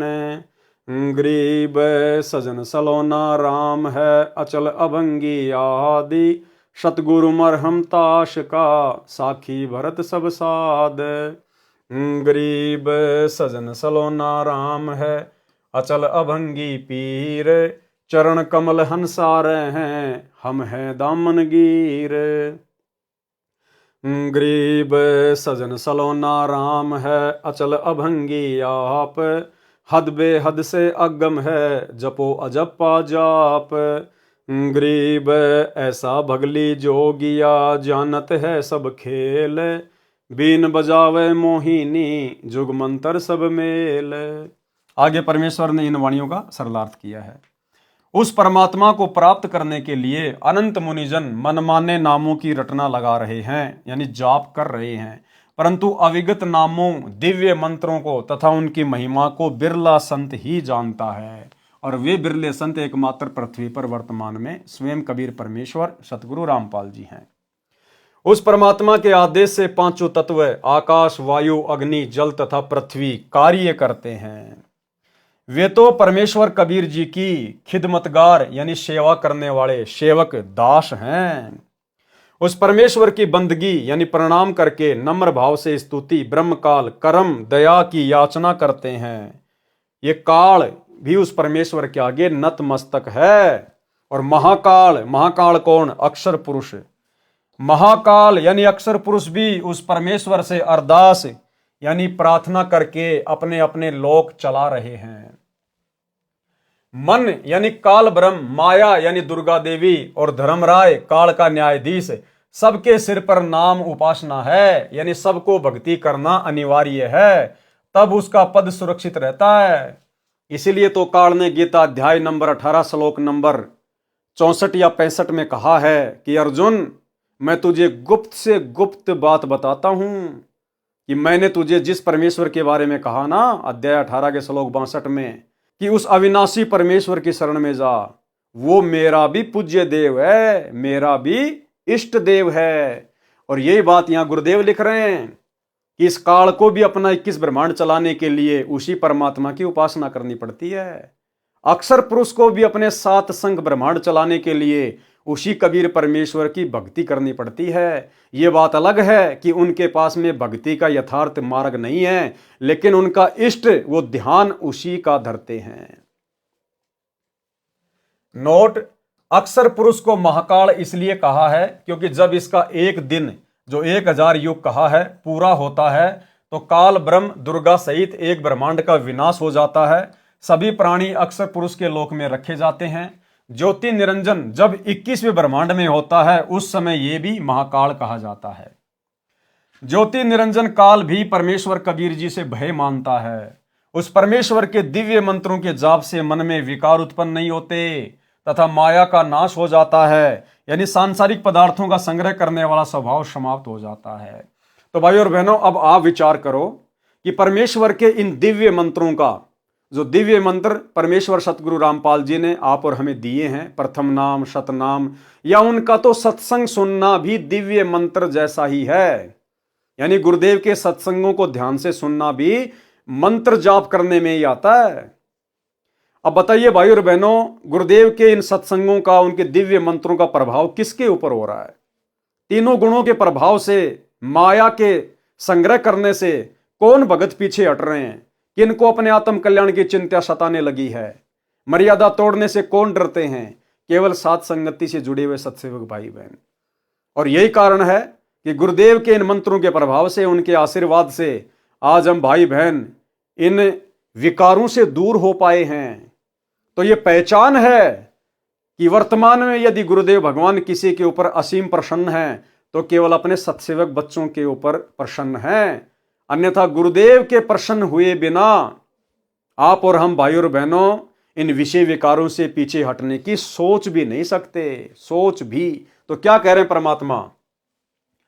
उस परमेश्वर के दिव्य मंत्रों के जाप से मन में विकार उत्पन्न नहीं होते तथा माया का नाश हो जाता है, यानी सांसारिक पदार्थों का संग्रह करने वाला स्वभाव समाप्त हो जाता है। जबकि सतलोक आश्रम मैनेजमेंट हरियाणा के जो मुख्य लोग हैं, बाकी संगत का तो क्या कहें जो इन आश्रमों में जाती है, देखा देखी में चल रही है, जो मुख्य लोग हैं, गुरुदेव का परिवार, कोऑर्डिनेटर, आश्रम संचालक, अभी तो इनकी बुद्धि पे पत्थर पड़े हैं। इनके ऊपर कोई मंत्रों का असर नहीं है, कोई गुरुदेव का इनको आशीर्वाद नहीं है, क्योंकि सबकी मर्यादा खंडित पड़ी है। तभी तो सारे कुकर्म कर रहे हैं। दुनिया वाले अपना शास्त्र विरुद्ध हवन यज्ञ कर रहे हैं, ये जाके वहां पर भंडारा लगा रहे हैं।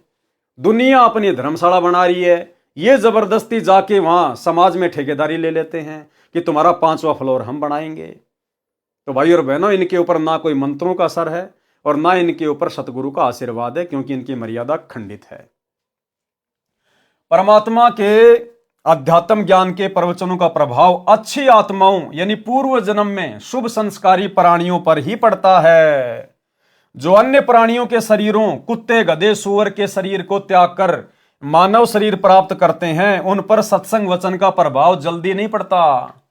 तो ये गुरुदेव का परिवार, ये बड़े बड़े कोऑर्डिनेटर, ये भाई और बहनों 64 लाख वाली आत्माओं में नहीं है। ये तो अभी ताजा गधे, कुत्ते, सूअर के शरीर छोड़ के मनुष्य योनि में आए हैं। तभी तो सारे वही गधे, कुत्ते, सूअर वाले काम कर रहे हैं सारे के सारे। क्या कह रहे हैं परमात्मा? परमात्मा के अध्यात्म ज्ञान के प्रवचनों का प्रभाव अच्छी आत्माओं यानी पूर्व जन्म में शुभ संस्कारी प्राणियों पर ही पड़ता है।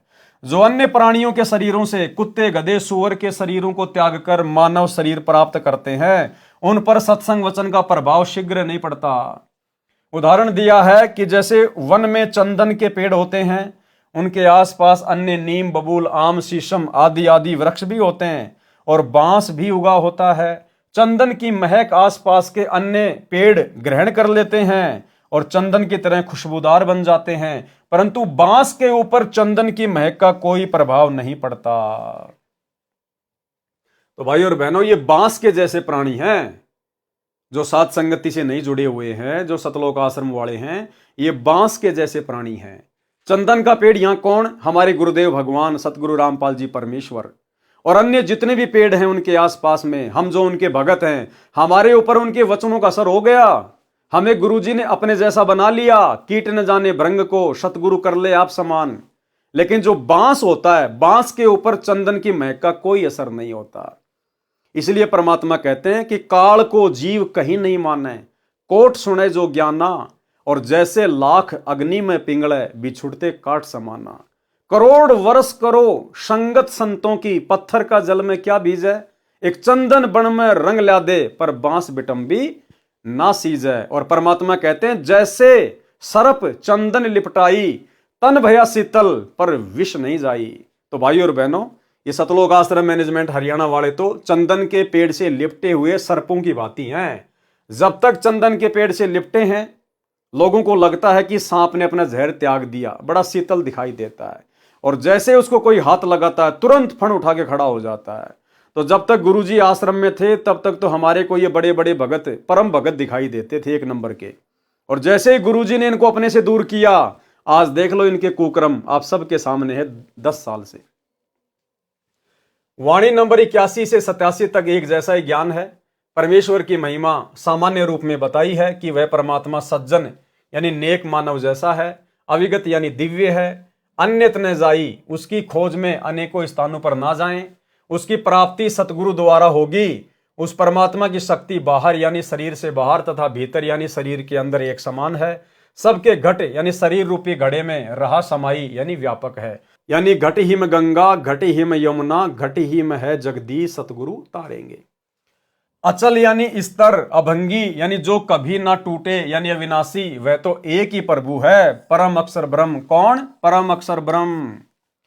उसका आदि, आदि का मतलब जन्म अर्थात प्रारंभ, तथा अंत, अंत यानी मृत्यु नहीं है। वह तो सदा से ज्यों का त्यों ही दिखाई देता है। आप भी साधना करके उसे देख लो। तो हम भाई बहनों ने तो ज्ञान वाली दृष्टि से, दिव्य दृष्टि से अपने गुरुदेव भगवान को जान लिया, पहचान लिया कि सतगुरु आदि अनादि है, सतगुरु मद है मूल, और सतगुरु को सिजदा करूं एक पलक नहीं भूल।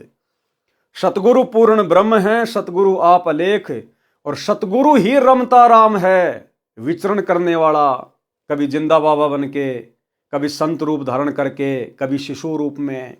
सतगुरु रमता राम है, इसमें मीन ना मेख, यानी सतगुरु स्वयं परमात्मा है, अलख अल्लाह है। उस अविनाशी सज्जन परमात्मा की महिमा संपूर्ण रूप से कोई नहीं कह सकता, क्योंकि वह अचल यानी स्तर तथा अभंगी ऐन यानी वास्तव में अविनाशी स्थायी परमात्मा है। वह जब मुझे संत गरीबदास जी को मिला था तो बहुत प्रिय भाषा बोली थी, मधुरे माने मीठे, और बैन यानी वचन। उस अचल अभंगी राम का मरहम यानी गूढ़ ज्ञान केवल सतगुरु यानी तत्वदर्शी संत ही जानता है। इस बात के साक्षी सब साध यानी संत जन हैं। उस सज्जन सलोने शुभदर्शी यानी जिसके दर्शन से आनंद हो, अचल अभंगी राम जो पीर यानी गुरु रूप में प्रकट होता है। किस रूप में? गुरु रूप में प्रकट होता है, यानी गुरु ही परमात्मा होता है। यानी जो पीर यानी गुरु रूप में प्रकट होते हैं, उनके चरण कमल में हंसा यानी मोक्ष प्राप्त भगत रहते हैं। हम संत गरीबदास जी उस परमात्मा के साथ ऐसे हैं, दामनगीर जैसे चोली दामन का साथ होता है, यानी हम उस परमेश्वर के अत्यंत निकट हैं। वह अचल अभंगी सज्जन सलोना शुभदर्शी राम परमेश्वर कबीर हद यानी काल की सीमा, बेहद यानी सतलोक की सीमा के पार अकय लोक में मूल रूप से रहता है। उसकी प्राप्ति के लिए सतगुरु जी से दीक्षा लेकर अजप्पा जाप यानी श्वास श्वास से जाप जपो, सुमरण करो।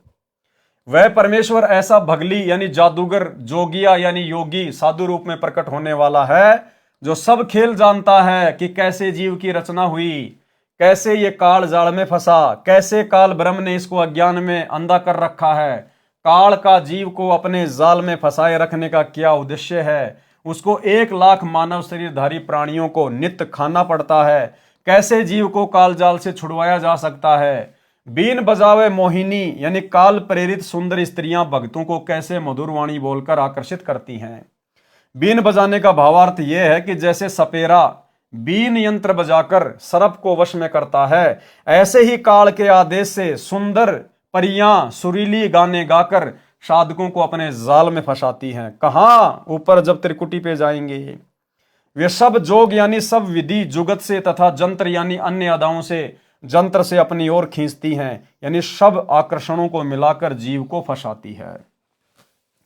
जोग जुगत का अर्थ है योग युगत करना, यानी अपने साथ जोड़ने की युक्ति लगाती हैं। जंत्र का अर्थ है आध्यात्मिक क्रिया भी करती हैं, इसे जंत्र मंत्र करना भी कहते हैं। वाणी नंबर 88 से 101। ग्रीब ब्रह्मादिक से मोहिया मोहे शेष गणेश, शंकर की ताड़ी लगी अडग समाधि हमेश, यानी किस किस को मोहा, कैसे कैसे मोहा, अपने जाल में फंसाया। ग्रीब ब्रह्मादिक से मोहिया, ब्रह्मादिक यानी ब्रह्मा विष्णु महेश जैसों को भी उन सुंदर स्त्रियों ने, काल की परियों ने अपने जाल में फंसा लिया। ग्रीब ब्रह्मादिक से मोहिया मोहे शेष गणेश, शंकर की ताड़ी लगी अडग समाधि हमेश। ग्रीब गण गंधर्व ज्ञानी गुनी अजब नवेला नेह, क्या महिमा कहूँ नाम की मिट गए सकल संदेह। ग्रीब शून्य विदेशी बस रहा हमरे नैनो मंज, अलक पलक में खलक है सतगुरु शब्द संबंध। ग्रीब शून्य विदेशी बस रहा हमरे हृदय माही, चंद सुर उगे नहीं निस्बा सरता नाही।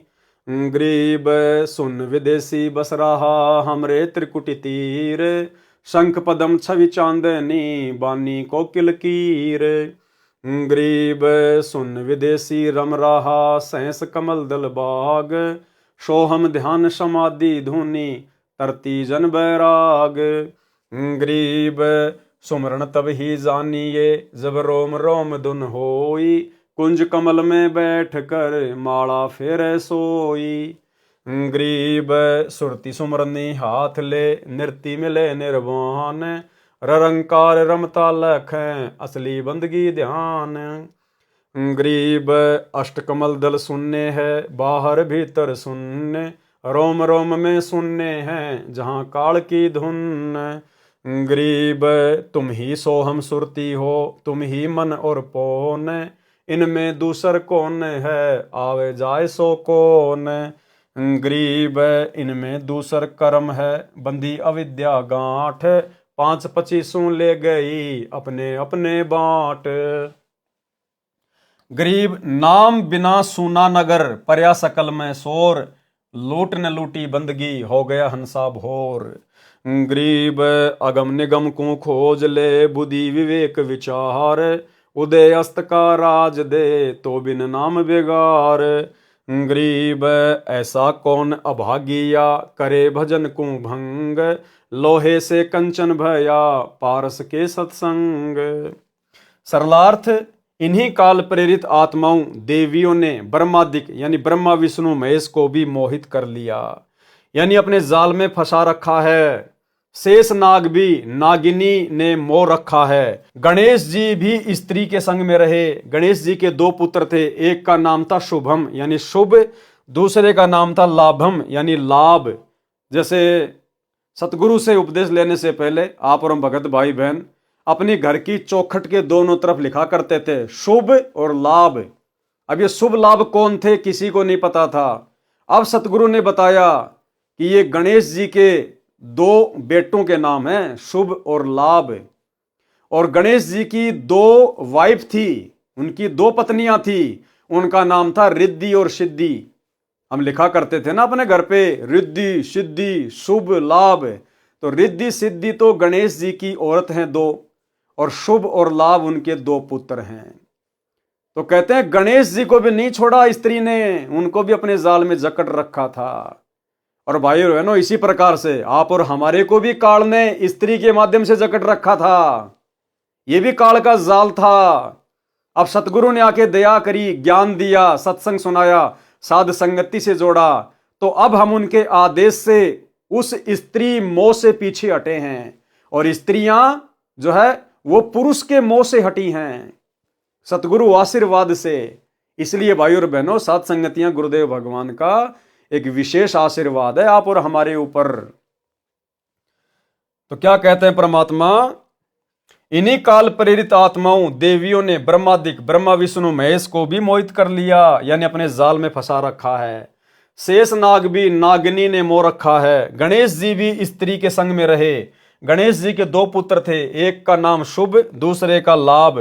शंकर यानी शिव जी की अडिग विचलित न होने वाली समाधि लगी थी, जो हमेशा सदा ध्यान में रहते हैं। उनको भी मोहिनी अप्सरा ने मोहित करके डगमग कर दिया था। कथा शंकर जी का मोहिनी स्त्री के रूप पर मोहित होना।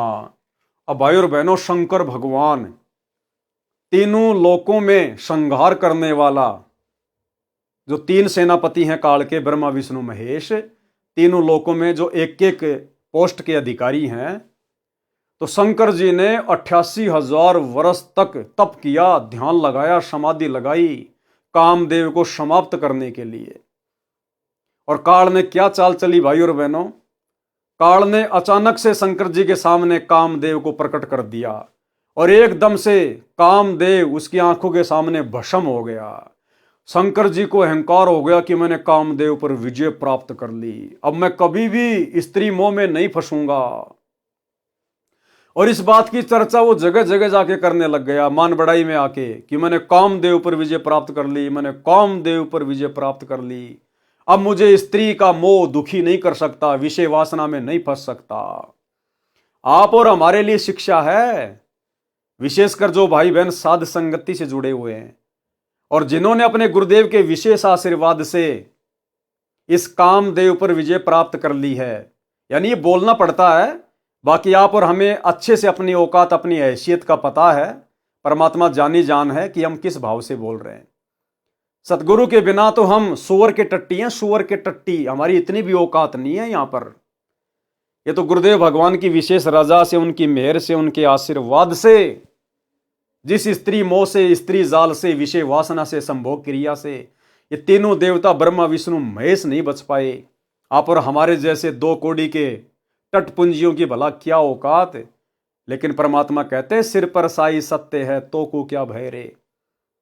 इसलिए हमने अभिमान नहीं करना इस बात का। ये बार बार जो हम इस प्रकार की बातें बताते हैं या सत्सेवक भाई बहन जो बताते हैं, वीडियो बनाते हैं, ये केवल अन्य भगत भाई बहनों को जागृत करने के लिए, उनको समझाने के लिए कि आप भी अपने गुरुदेव को प्रसन्न करो, मर्यादा में रह के भक्ति करो, अपने आत्म कल्याण की चिंता पैदा करो, ताकि गुरुदेव भगवान आपके ऊपर भी दया बख्शें, आप भी संभोग क्रिया से दूर हो जाएं, विषय वासनाओं से दूर हो जाएं। अन्यथा आप कभी भी परमात्मा को अपने हृदय में विराजमान नहीं कर पाओगे। केवल अन्य भाई बहनों को प्रेरित करने के लिए, समझाने की दृष्टि से दास बार बार बोलता है, वीडियो बनाता है, कोई मान बड़ाई वश नहीं, क्योंकि हमारी कोई औकात नहीं। तो शंकर जी जगह जगह जाके बताने लग गए कि मैंने विषय वासना छोड़ दी, मैंने कामदेव को भस्म कर दिया। अब काल को टेंशन हो गई। काल ने सोचा रे अगर ये सभी लोग इसी प्रकार से अगर स्त्री से दूर होने लग गए तो भैया संतान पैदा कौन करेगा, मेरा भोजन कहाँ जाएगा, मुझे रोजाना 1 लाख खाने को कैसे मिलेंगे। तो काल ने फिर से उसके अभिमान को चूर चूर कर दिया। इसलिए भाई और बहनों, परमात्मा भी कहते हैं कि आधीनी के पास है पूर्ण ब्रह्म दयाल, और मान बड़ाई मारियो बेअदबी सिरकाल। और परमात्मा कहते हैं कि बेअदबी भावे नहीं साहिब के ताही, और अजाजील ने बंदगी एक पल माही भाई, एक पल में। और अहंकार का यानी घमंड का और सतगुरु रामपाल जी भगवान का तो खड़ा एक्सीडेंट है, कभी एक साथ नहीं रह सकते। इसलिए जो रजा गुरुदेव ने हम साथ संगत वालों पे की है, जो भाई बहन के रिश्ते बनवा दिए पति पत्नी में, भाई और बहनों, हमने बारंबार गुरुदेव से नतमस्तक होकर प्रार्थना करती रहनी चाहिए कि परमात्मा ये आग फिर से ना लग जाए, फिर से ना लग जाए मालिक। तो शंकर जी ने अभिमान किया तो शंकर के अभिमान को तोड़ा। कथा शंकर जी का मोहिनी स्त्री के रूप पर मोहित होना। जिस समय दक्ष की बेटी यानी उमा शंकर जी की पत्नी ने श्री रामचंद्र जी की वनवास में सीता रूप बनाकर परीक्षा ली थी, श्री शिव जी ऐसा न करने को कहकर घर से बाहर चले गए थे। सीता जी का अपहरण होने के पश्चात श्री राम जी अपनी पत्नी के वियोग में विलाप कर रहे थे, तो उनको सामान्य मानव जानकर उमा जी ने शंकर भगवान की उस बात पर विश्वास नहीं हुआ कि ये विष्णु जी ही पृथ्वी पर लीला कर रहे हैं। और गुरुदेव भगवान ने बताया कि ये कोई लीला वाला नहीं कर रहे थे रामचंद्र, दशरथ का बेटा रामचंद्र कोई लीला वाला करने के लिए नहीं आया था। ये लीला तो उन लोगों को दिखाई देती है जो अभी तत्व ज्ञान से अपरिचित हैं। वो केवल अपना कर्म भोगने आए था। नारद जी ने उनको जो श्राप दिया था ना, वो केवल अपना श्राप भोगने आया था, कोई लीला वाला करने नहीं आया था। जब उमा जी सीता जी का रूप बनाकर श्री राम के पास गई तो वे बोले, हे दक्ष पुत्री माया, भगवान शंकर को कहां छोड़ आई? इस बात को श्री राम जी के मुख से सुनकर उमा जी लज्जित हुई और अपने निवास पर आई। शंकर जी की आत्मा में प्रेरणा हुई कि उमा ने परीक्षा ली है। शंकर जी ने विश्वास के साथ कहा कि परीक्षा ले आई। उमा जी ने कुछ संकोच करके भय के साथ कहा कि परीक्षा नहीं ली अविनाशी। शंकर जी ने सती जी को हृदय से त्याग दिया था, पत्नी वाला कर्म भी बंद कर दिया था, बोलना भी बंद कर दिया। तो सती जी अपने घर राजा दक्ष के पास चली गई। राजा दक्ष ने उसका आदर नहीं किया क्योंकि उसने शिव जी के साथ विवाह पिता की इच्छा के विरुद्ध किया था। राजा दक्ष ने हवन कर रखा था। कौन सा हवन? जो ये हरियाणा के गोहाना की दादा गोसाई गौशाला में चल रहा है। शास्त्र विरुद्ध हवन, मनमाना आचरण। राजा दक्ष ने हवन कर रखा था। हवन कुंड में छलांग लगाकर सती जी ने प्राणांत कर दिया था, यानी शरीर का अंत कर दिया था। शंकर जी को पता चला तो अपनी ससुराल आए। राजा दक्ष का सिर काटा, फिर उस पर बकरे का सिर लगाया। अपनी पत्नी के कंकाल को उठाकर 10,000 वर्ष तक उमा उमा करते हुए पागलों की तरह फिरते रहे। एक दिन भगवान विष्णु जी ने सुदर्शन चक्कर से उस कंकाल को टुकड़े टुकड़े कर दिया। विष्णु जी ने नहीं किया भाई और बहनों, ये तो परमात्मा अपने आप को छुपाते हैं। स्वयं कबीर परमेश्वर सतगुरु रामपाल जी ने उस कंकाल के टुकड़े टुकड़े किए सुदर्शन चक्कर से। उसके 52 टुकड़े हुए, जहां जहां भी गिरे वहां वहां यादगार रूप में मंदिर बनवाए गए, जो 52 द्वारे कहे जाते हैं। जहां पर धड़ गिरा वहां पर वैष्णव देवी मंदिर बना, जहां पर आंखें गिरी वह नैना देवी मंदिर बना, जहां पर जीभ गिरी वहां पर ज्वाला जी का मंदिर बना, तथा पर्वत से अग्नि की लपटें निकलने लगी। तब शंकर जी सचेत हुए तथा अपनी दुर्गति का कारण कामदेव सेक्स को माना। कामदेव वश हो जाए तो नए स्त्री की आवश्यकता है और नई ऐसी परेशानी हो, ये विचार करके हजारों वर्ष काम सेक्स का दमन करने के उद्देश्य से तप किया। एक दिन कामदेव उनके निकट आया और शंकर जी की दृष्टि से भस्म हो गया। शंकर जी को अपनी सफलता पर असीम प्रसन्नता हुई, लेकिन हमने भाई और बहनों मान बढ़ाई के हिसाब से प्रसन्नता जाहिर नहीं करनी। हमें प्रसन्नता तो है कि गुरुदेव भगवान ने हमारे ऊपर वो दया कर दी जो दया ब्रह्मा विष्णु महेश के ऊपर भी नहीं है, बड़े से बड़े साधु संत महात्माओं के ऊपर भी नहीं हुई। हमें केवल इस बात की प्रसन्नता होनी चाहिए कि मैं अब अच्छे से भक्ति करूंगा, मेरे गुरुदेव ने मेरे ऊपर रजा बख्शी है, मुझे विकारों से दूर किया है। लेकिन शंकर जी को इन सब बातों की सोचकर प्रसन्नता नहीं हुई। उसको तो फिर अहंकार आ गया, मन में घमंड समा गया कि मैंने कामदेव पर विजय प्राप्त कर ली।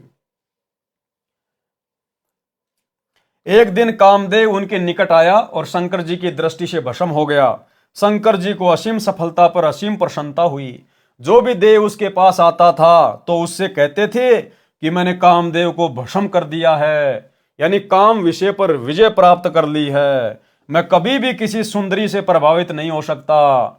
अन्य जो विवाह किए हुए हैं वे ऊपर से सुखी नजर आते हैं, अंदर से मां दुखी रहते हैं। उनको सदा अपनी पत्नी की रखवाली, समय पर घर न आने से डांटे खाना आदि आदि परेशानियां सदा बनी रहती है। मैंने ये दुख निकट से देखा है। अब न रहेगा बांस न रहेगी बांसुरी।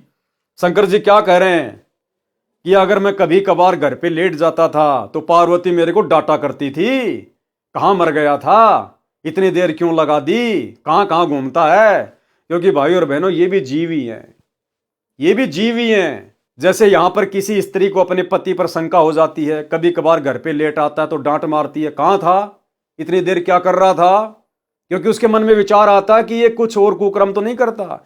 ऐसे ही वो पार्वती जी जब शंकर जी घर पे आते थे तो 100 सवाल करती थी, लेट सेट हो जाते थे तो कहाँ थे, इतनी देर क्या कर रहे थे, आज इतना टाइम क्यों लगा दिया। क्योंकि भाई और बहनों हम सब जीव ही है। पीव पुरुष परमात्मा केवल एक ही है, कबीर देव सतगुरु रामपाल जी भगवान, बाकी सब जीव है। ऐसे ही शंकर जी के घर में झगड़ा, ऐसे ही ब्रह्मा जी के घर में झगड़ा, ऐसे ही औरत को लेके विष्णु जी के घर में झगड़ा। अन्य जो विवाह किए हुए हैं वे ऊपर से सुखी नजर आते हैं, अंदर से मां दुखी रहते हैं। कौन कह रहे हैं? शंकर जी। उनको सदा अपनी पत्नी की रखवाली, समय पर घर न आने से डांटे खाना आदि आदि परेशानियां सदा बनी रहती है। मैंने ये दुख निकट से देखा है। शंकर जी क्या कह रहे हैं कि मैंने ये दुख निकट से देखा है। अब न रहेगा बांस, न बजेगी बांसुरी। काल ब्रह्म को चिंता बनी कि यदि सब इस प्रकार स्त्री से घृणा करेंगे तो संसार का अंत हो जाएगा। मेरे आहार के लिए 1,00,000 मानव कहां से आएंगे? इस उद्देश्य से नारद जी को प्रेरित किया। एक दिन नारद मुनि जी आए, उनके सामने भी शिव जी ने अपनी कामदेव पर विजय प्राप्त की कथा सुनाई। नारद जी ने भगवान विष्णु को यथावत सुनाई। श्री विष्णु जी को काल ब्रह्म ने प्रेरणा की, भाई की परीक्षा करनी चाहिए कि ये कितने खरे हैं। काल ब्रह्म की प्रेरणा से एक दिन शिव जी विष्णु जी के घर के आंगन में आकर बैठ गए। सामने बहुत बड़ा फलदार वृक्षों का बाग था, भिन्न भिन्न प्रकार के फूल खिले थे, बसंत जैसा मौसम था। श्री विष्णु जी शिव जी के पास आकर बैठ गए, कुशल मंगल जाना। फिर विष्णु जी ने पूछा, सुना है कि आपने काम पर विजय प्राप्त कर ली है। शिव जी बोले, हाँ, मैंने कामदेव का नाश कर दिया है। कुछ देर बाद शिव जी के मन में प्रेरणा हुई कि भगवान, मैंने सुना है कि सागर मंथन के समय आप जी ने मोहिनी रूप बनाकर राक्षसों को आकर्षित किया था। आप उस रूप में कैसे लग रहे थे? मैं देखना चाहता हूं।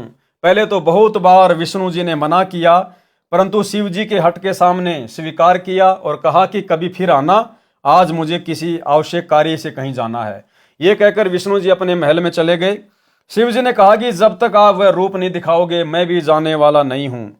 कुछ ही समय के बाद शिव जी की दृष्टि बाग के एक दूर वाले कोने में एक अप्सरा पर पड़ी, जो सुंदरता का सूर्य थी। इधर उधर देखकर शिव जी उसकी ओर चल पड़े। ज्यों ज्यों निकट गए त्यों त्यों वह सुंदरी अधिक सुंदर लगने लगी और वह अर्धनग्न वस्त्र पहने थी। कभी गुप्तांग वस्त्र से ढक जाता तो कभी हवा के झोंके से आधा हट जाता। सुंदरी ऐसे भाव दिखा रही थी कि जैसे उसको कोई नहीं देख रहा है। जब शिवजी को निकट देखा तो शर्मा कर तेज चाल से चल पड़ी। शिवजी ने भी गति बढ़ा दी, स्पीड बढ़ा दी। बड़े परिश्रम के पश्चात तथा घने वृक्षों के बीच मोहिनी का हाथ पकड़ पाए। तब तक शिवजी का शुक्रपात हो चुका था। उसी समय सुंदरी वाला स्वरूप श्री विष्णु रूप बन गया। भगवान विष्णु जी शिव जी की दशा देखकर मुस्कुराए तथा कहा कि ऐसे उन राक्षसों से अमृत छीन कर लाया था।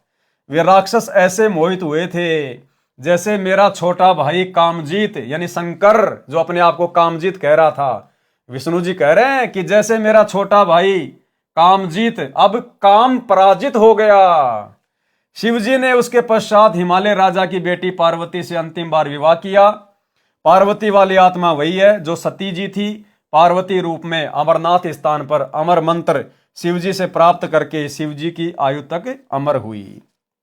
इस प्रकार वाणी में कहा है कि शंकर जी की समाधि तो अडिग न डिगने वाली थी। जैसा पौराणिक मानते हैं वह भी मोहे गए, माया के वश हो गए।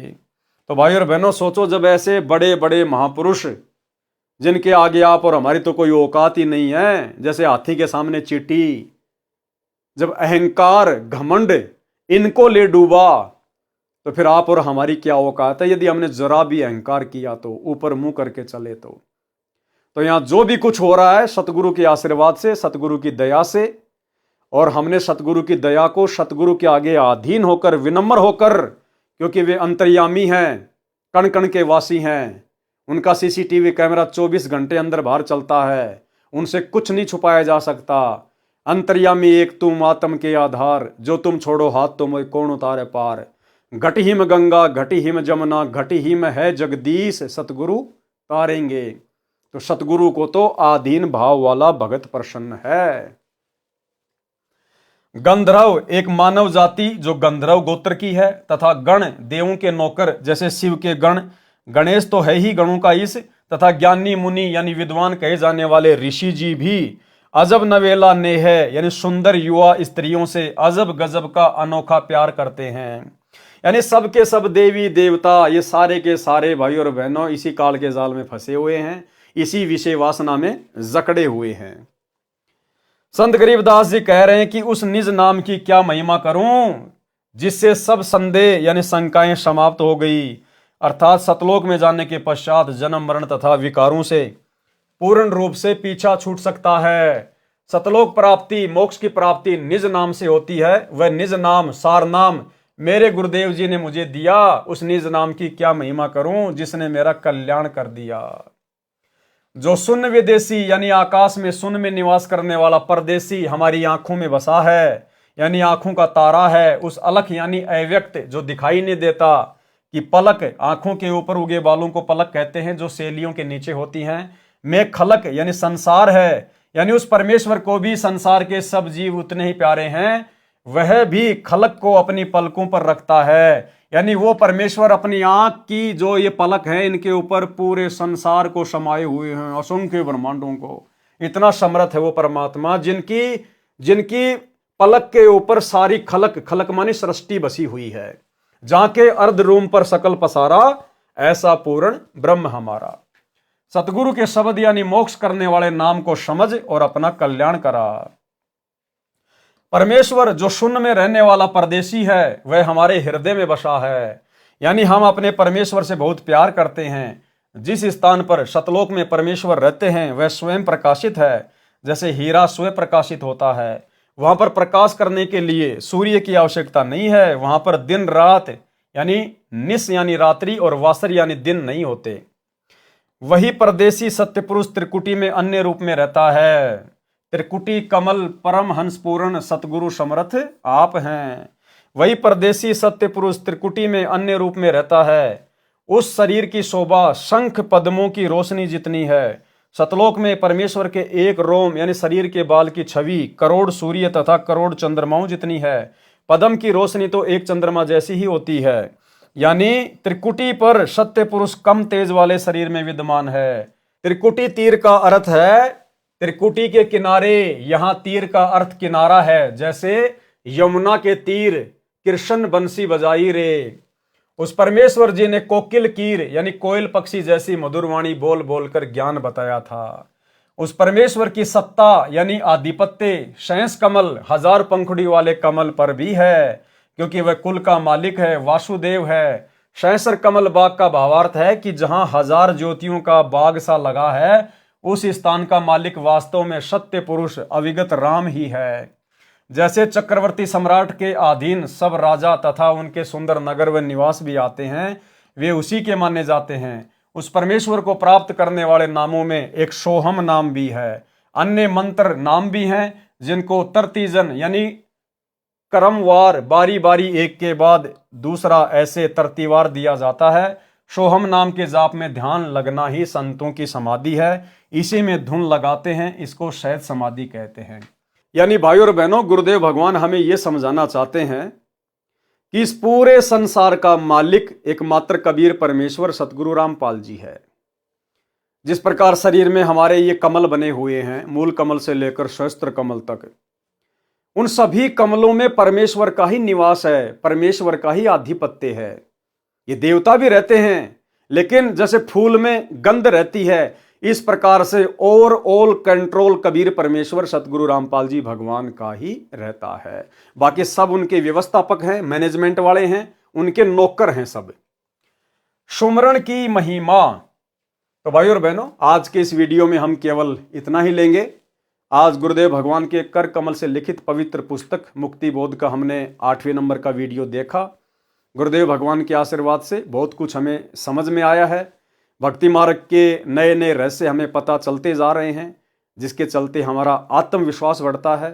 भक्ति करने की जो प्रेरणा है वो प्रबल होती है।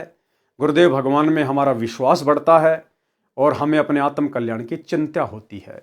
और ये जरूरी है भाई और बहनों, क्योंकि भय बिना भक्ति नहीं हो सकती है। तो आज के वीडियो में केवल इतना ही। कल रात्रि 8 बजे सभी भाई बहन फिर से जुड़िए। तब तक गुरुदेव भगवान हम सबको आज्ञा दें, इजाज़त दें, आशीर्वाद दें। बंदी छोड़ सतगुरु रामपाल जी भगवान की जय हो।